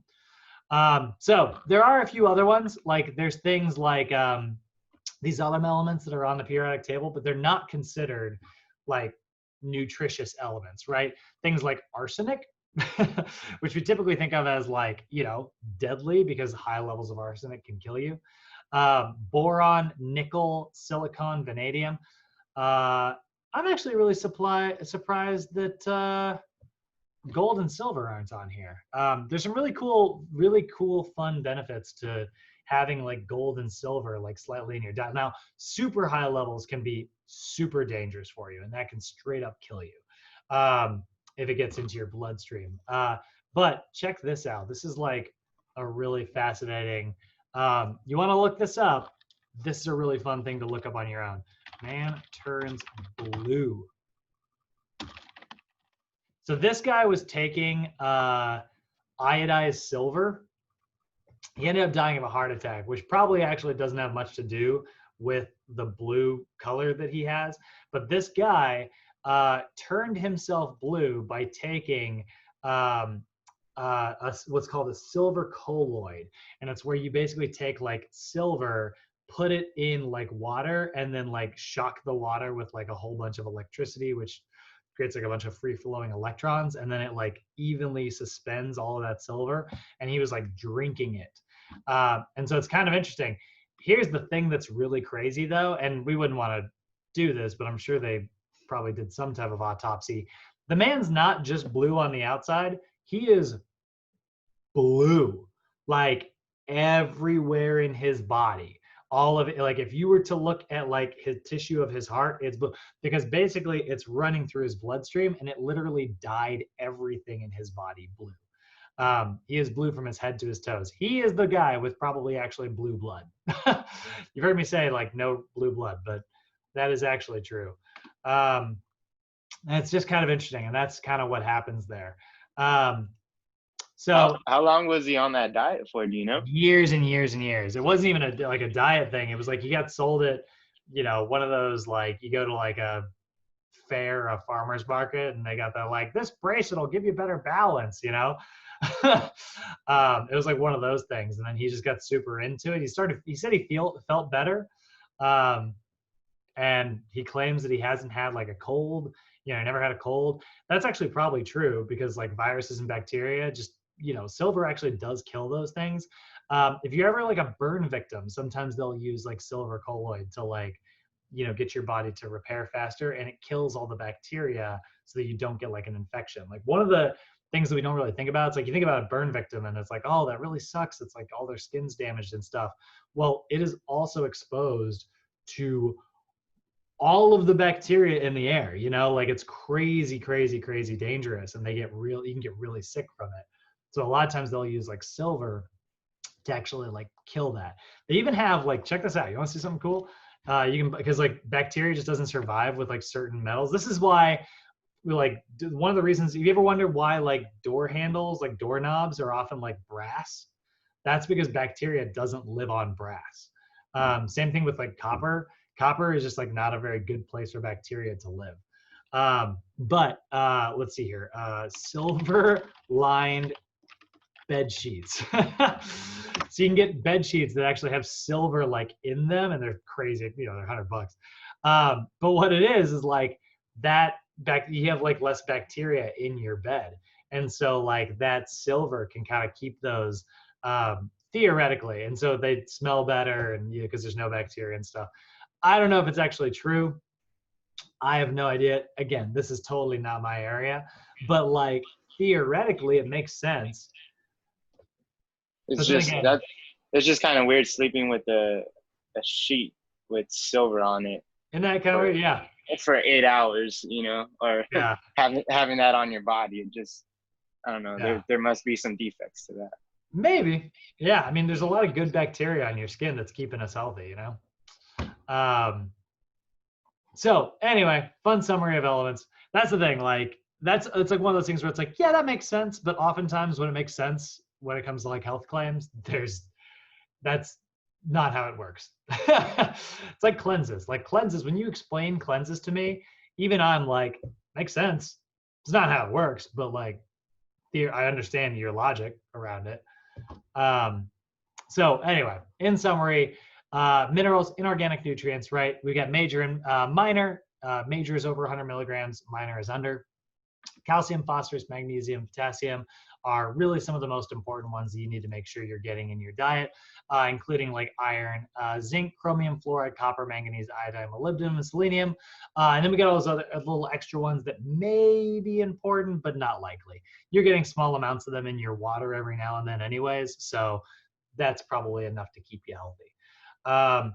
Calcium, obviously, is a really big one for bones. Sodium and potassium are really important for nerve contractions. Fluoride is really important for the body's immune system. Sulfur is really important for growth. Zinc serves as like a lot of coenzymes. Chromium is really important for insulin and protein synthesis. Fluoride is for your bones and your teeth. So there's some broad strokes. Again, when you take your like regular NASM, they're not going to ask you in detail about this stuff. They'll ask you like, what's the difference between a fat soluble and a water soluble? What's the difference between major and trace? What's an example of, you know, a mineral in this list? But in your nutrition test, like the nutrition certification, they might ask you, what's a good source of iron? And then you got to like flip through these lists. Having that stuff memorized, I think that takes up valuable brain space. But being able to know how to look it up is a very valuable skill. So I'm not saying you don't need to know it. I'm saying you don't need to memorize it. All right, let's do water. Almost done. Water, actually, there's a lot of slides left, but it moves so freaking quick. because like the second half of it, I'm actually probably only going to even do some of the slides because the other half of it is kind of useless. Water. The most important nutrient that we essential nutrient that we consume for proper health. It is responsible for so very many things, right? It comprises 55 to 60% of the average person's body weight. So that is a huge amount of your body weight. And that weight is going to be comprised of what is called your intracellular water, which is the water found inside of your cells, right? So a good example of that is like your cytoplasm. And then you also have your extracellular water, which is the water found outside of your cells, right? This is responsible for carrying substances throughout the body. So we want to have a good balance between intracellular and extracellular water, right? Your factors that can affect that are your protein and carbohydrate consumption, right?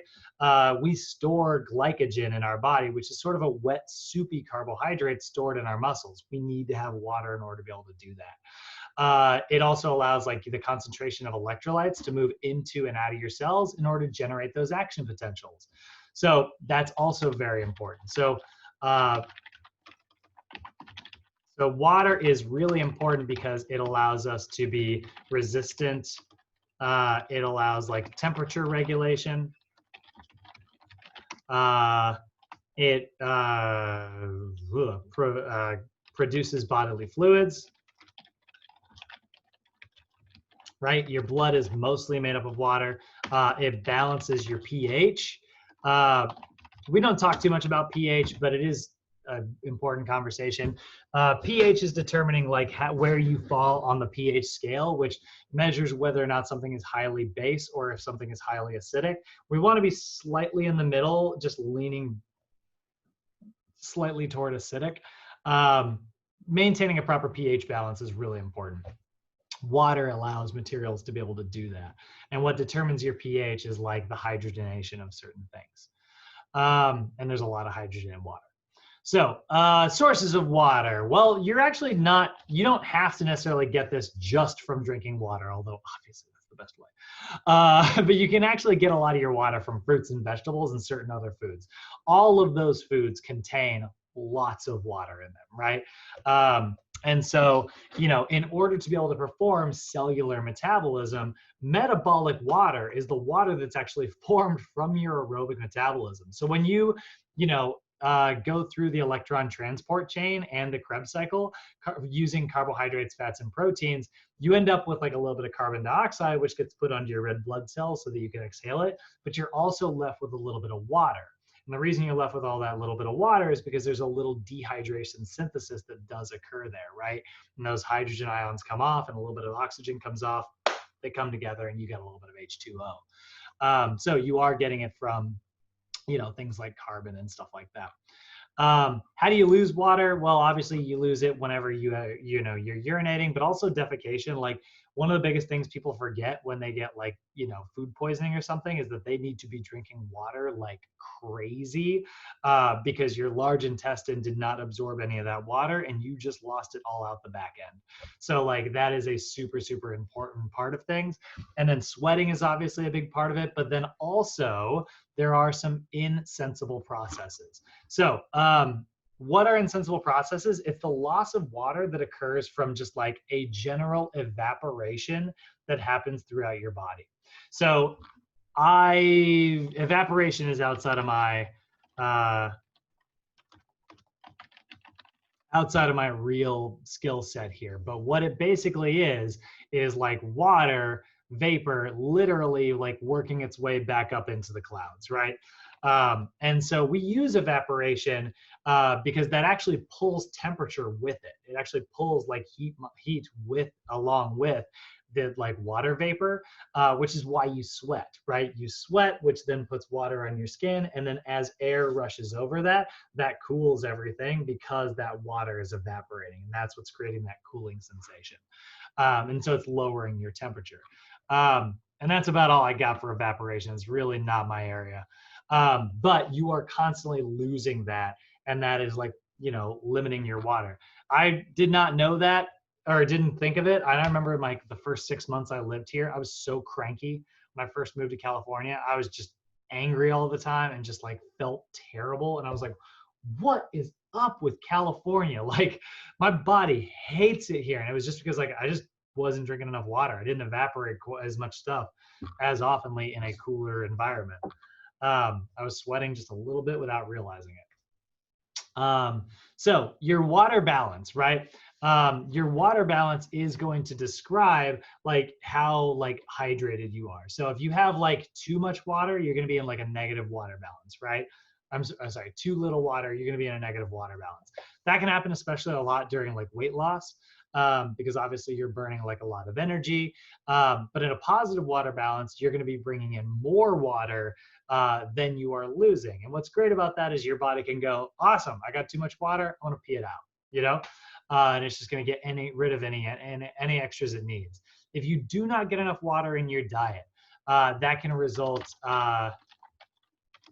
oops.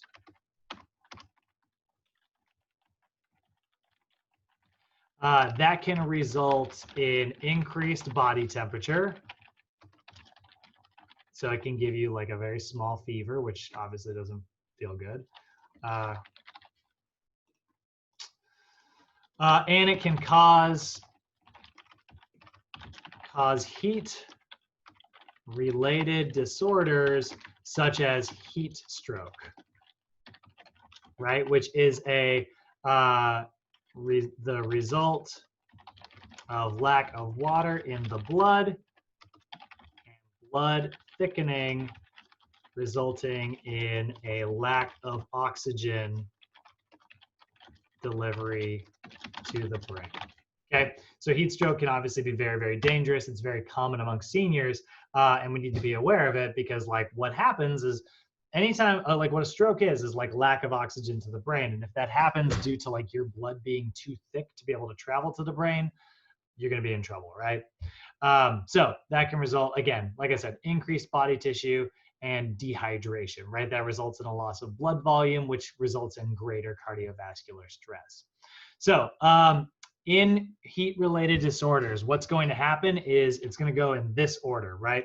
So it is going to be, start with like heat cramps, and then it will go into heat exhaustion before finally resulting in heat stroke, right? And there are like things that you want to be aware of and be on the watch for. If somebody's cramping up, you know, because it's like super hot out, you need to make sure that they're getting hydrated right away. Man, I played in a beach ultimate frisbee league this last fall, and this one girl kept cramping up, and I was like, "Yeah, stop drinking White Claws and get some freaking water." Like, I get that we're on the beach, and I get that this is fun, but you are gonna die. So that's a really big one. Heat exhaustion. So oftentimes this can result in like super profuse sweating, and then all of a sudden they will start complaining about feeling cold. That is a huge red flag.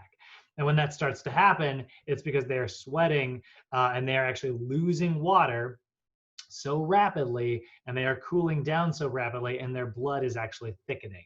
They are on their way to a heat stroke.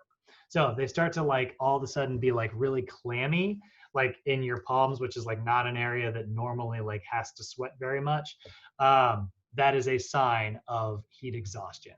And then all of a sudden they stop sweating. Cool, that's great, right? We want to stop them sweating. No, that's a sign that they're out of water. So you'll often notice it like dry, cracked lips immediately, dry skin everywhere. That'll result in muscle incoordination. They will often not be able to move effectively, and they'll often be very disoriented or confused. And that is somebody who's on their way to a heat stroke. So we got to be aware of that. Quick And that, question, Brad. yeah, tell me. Uh, let's say we get a client, right? And then they start developing, you know, some muscle, not muscle soreness, but Cramping? well, yeah, cramping. Yeah. What is the duration before you start to notice the next sign of them, you know, feeling cold and stuff like that? Like, what are the durations between each? When do you want to start helping them out before you're like, oh, you're fine, I mean, you the know? minute they start cramping, you should be getting them some water, you know? In fact, if you can get them like a Gatorade, like that's where, because there's a lot of things that cause cramping, right? We're not sure if it's a sodium potassium deficiency. We're not sure if it's a calcium deficiency. We're not sure if it's just lack of water. Oftentimes it'll be lack of water because most people are dehydrated, right? How many people do you know drink enough water? I don't drink enough water. You know, like it's a problem that a lot of people have. So you should be, you know, kind of pushing for the water intake the minute they start kind of like complaining about cramping. But honestly, Robert, this won't actually happen very often because, you know, your clients are going to naturally want to get water and you are going to be encouraging it as part of like a normal training session. Like me, I have like there's like one of my catchphrases at Sochi when I like am working out the class is I'll go mandatory water break. And I'll literally stare at somebody who just like sits around and like, they're like, oh, break. And they'll go to their phone. I'm like, not a phone break, water break. And so like, you know, you're really not going to see this very often. And because of that, I actually don't really know what the duration, like how long this is going to take. You know, somebody might move through it super rapidly if they were already pre-dehydrated, you know? It's going to kind of depend on the individual. But no matter what, we want to be aware, you know, of the symptoms. Cramping is the first one. Once they start cramping, get them some water, you know? All right, so dehydration is going to occur due to a negative water balance. For the record, you can have like hyperhydration. It can happen, but I'm not going to actually put it up here. Hyperhydration is like too much water, and that can result in like what is called hyponatremia, which is like where your body actually gets so much water it thins your blood instead of thickens it, which can also be very dangerous. And people die from this all the time. Like it's usually like some kid on the internet who read they can get drunk by drinking too much water, and that is absolutely true. But if you are starting to experience like those mental symptoms, that means that you are on the way to like passing out, having some type of stroke. Like it's very, very, very dangerous. So hyponatremia is actually where you are diluting sodium out of your body. This is pretty rare. Like this doesn't happen very often. It usually happens from something like that, where somebody's like actively trying to drink too much water, or sometimes it will happen from somebody who is like sick and they're like, oh, I got a cold, I got to drink lots of water, and so they just drink so much that they end up like diluting themselves of certain minerals, because you got to remember those minerals are carried through water, right? So here's like progressive dehydration, right? Increased thirst. I mean, that's honestly, once they're thirsty, that's a sign that they need water. Impatience, nausea, difficulty concentration, increased body temperature, stumbling, dizziness, mental confusion, muscle spasms, which are, you know, very serious cramping, and then kidney failure before, you know, death. So how do you monitor your health status? Hydration status rather? Look at your pee. This is great. I love this freaking slide. You want your pee to look something like this: light colored lemonade. That is kind of what we're looking for. If your pee is actually, I know we think of pee as being yellow. If it's actually yellow, that's a sign of dehydration, unless you're taking a multivitamin, which screws it all up. But that is basically what we're looking for, these kind of lighter colors right here. So Water recommendations. It is official. Here's the one big thing you need to know. So that is going to be 3.7 liters per day for men, 2.7 liters per day for women, okay? So that is our recommendations. Memorize the crap out of this. This will be in your regular test and in your nutrition test. And the reason for that is just men tend to need greater levels of water because we don't drink as much. No, I'm kidding, actually. It's just because men metabolize slightly differently than women do. So based on total water recommendations, men need a little bit more every single day. They also just have larger, heavier bodies. And then there's some values that are actually for different age groups, but honestly, just stick to the 3.7 and the 2.7. Those are what to pay attention to. And here, take a look. Like, there is water content found in food, like I mentioned, right? Lettuce and oranges and potatoes and stuff, right? You know, lettuce is mostly water. Oranges are mostly water. Cereal, there's some, not a lot, but some, you know. You are getting your water sources from places like this. Now, what happens when you drink things like caffeine and alcohol, right?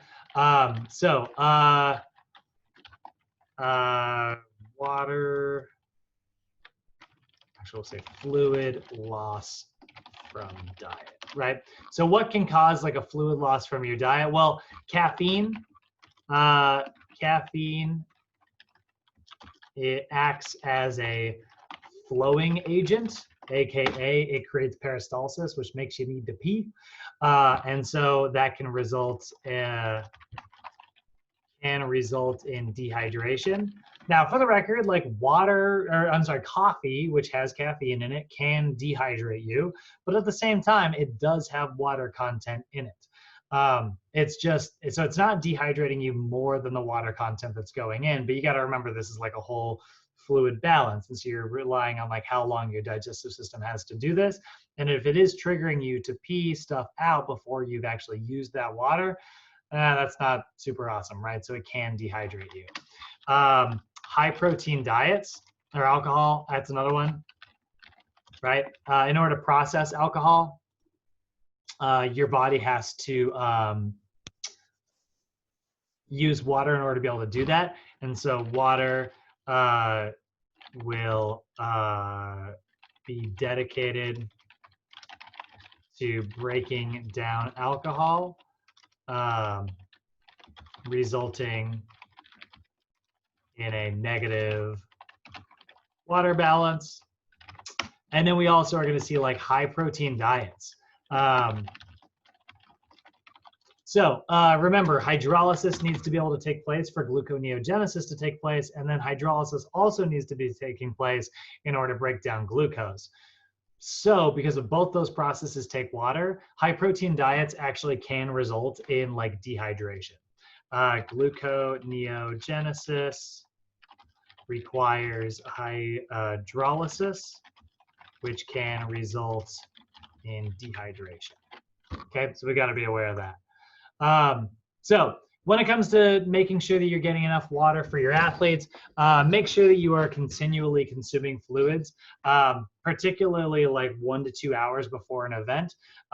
So if you go pee 1 to 2 hours before an event, it should be like a pale, light lemonade-ish color. Your fluids you can get it from milk, you can get it from juices, you can get it from coffee, but particularly your best place is going to be water. Caffeine can be used in moderation. It has been shown to improve athletic performance because obviously it gives you a boost. But again, be aware of those dehydration effects there. A lot of people who will often take like, an energy drink before an event will also be the same people who are cramping up in the middle of that event. So make sure you're following a well-balanced diet, right? Just be aware of like the diuretic effects of certain medications as well. If your client is on like insulin and things like that, that can sometimes act as like a diuretic. If they're on certain types of like medications that cause like, again, flowing agents, right? Those are diuretics that cause fluid loss. So proper hydration, hugely important. It enhances like that thermoregulation. So your temperature. What's up, India? I have a question. So Yeah. like when you're running, like say you're running and like when you're running you get that like really bad cramp in your side, kind of like near your ribs or Oh yeah, something. yeah. Side cramps. Yeah. What is actually happening like there? Why do you get that Those there? are kind of unique, actually. That is actually where your oblique muscles and your intercostal muscles are sort of kind of pulling and starting to cramp up. So intercostal cramp. Um, so your intercostal muscles are all of these little muscles in between your ribs here.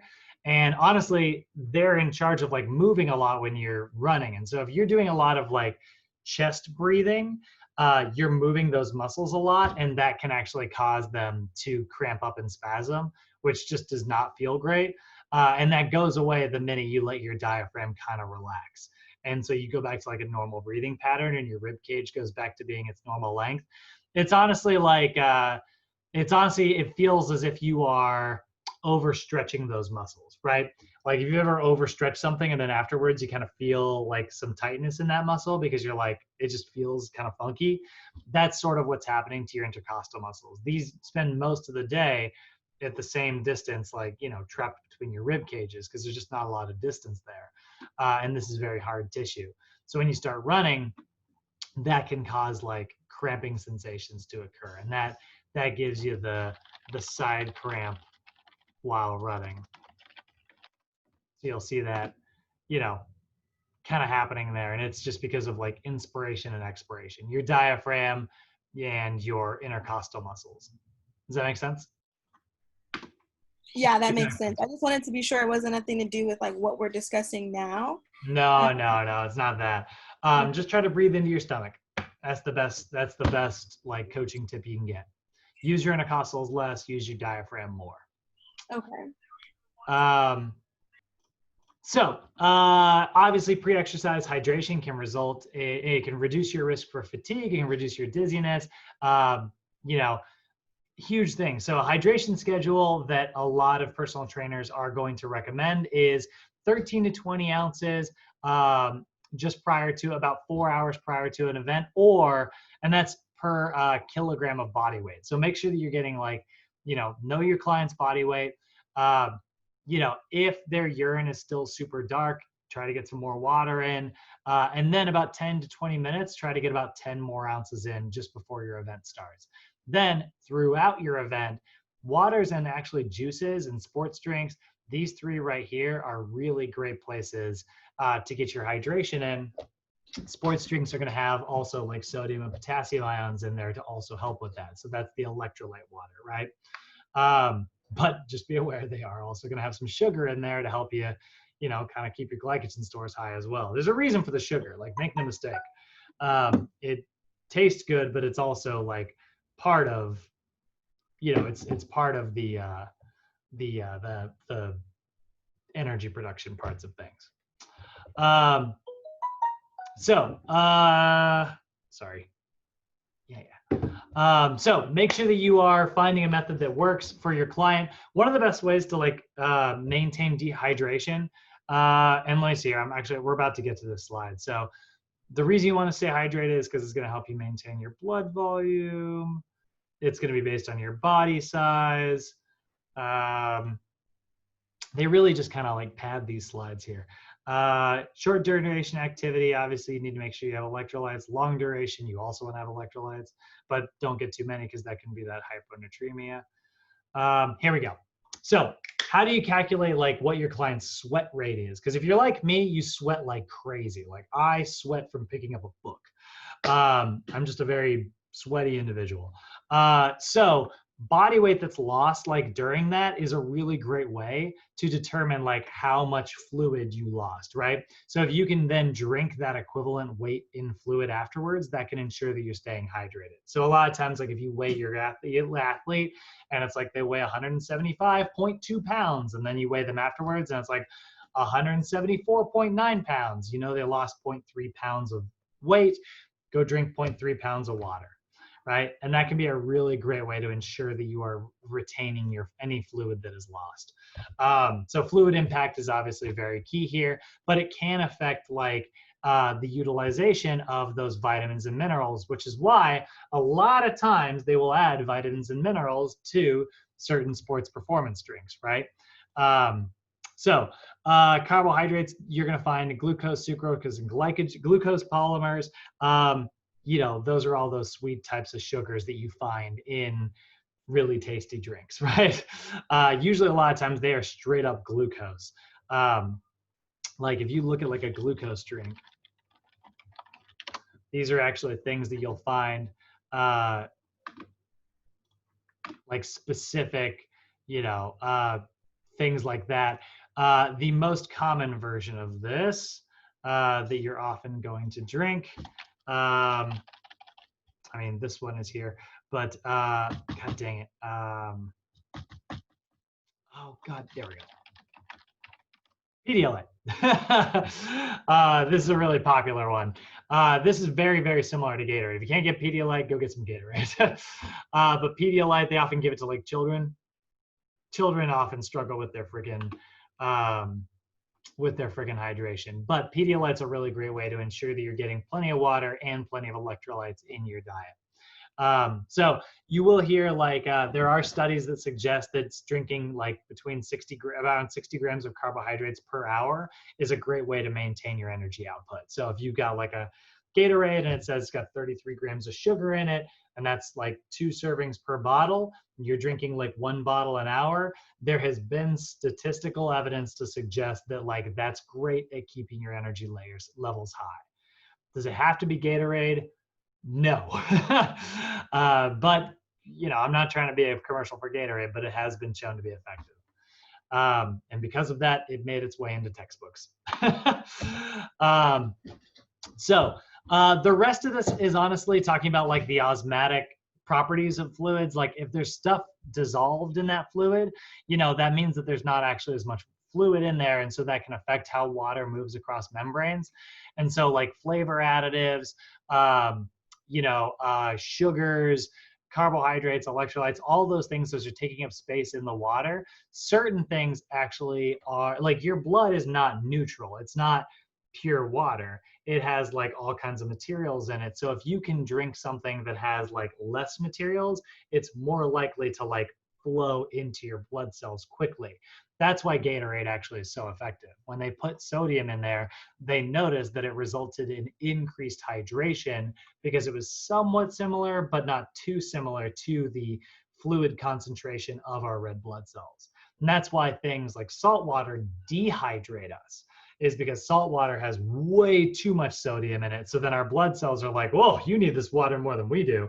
And then it actually sucks water out of your blood. And that's why you should never drink seawater. But it's like, wait, it has sodium in it. The same thing as Gatorade. Gatorade hydrates me, but seawater dehydrates me. It's all about the concentrations of how much sodium is in there. So how do you do it? Just make sure there's plenty of fluids around that are to the taste of your athlete, especially if that athlete is like a child. Use sports beverages, especially if that session is greater than 60 to 90 minutes. The longer your session is, the more sweat you're losing, and you're probably not taking the time to actually stay hydrated. So, make sure that your clients are getting some water breaks in between your sets. Doesn't have to be like mid-set, doesn't have to take up any time. It just means they don't get to be on their phone. They got to go take that time spending it and drinking water. Vegetables, carbohydrates, and regular usage of water, those are the best places to get them. And again, 3.7 liters a day, 2.7 liters a day for females, 3.7 liters a day for men. That is, honestly, guys, if you forget all of it from this lecture today, I'd say this is the most important thing. Practically everybody gets this question on their NASM, or at least some variation of it. Yeah, there we're seeing that. Factors to consider. This is just like a padding slide. That are going to determine whether or not your person drinks water. The level of satisfaction. Do they like drinking water? Yeah, maybe. Do they like carbohydrates in their water and sodium? Yeah, probably. That's going to make them drink more. The price of the product, and then anything that's like a supplement label that kind of draws somebody's eyes. Don't worry about that. That is never going to be on a test. So try to begin rehydrating as quickly as possible. That's important. And plan in advance. Like plan to have water after your workout.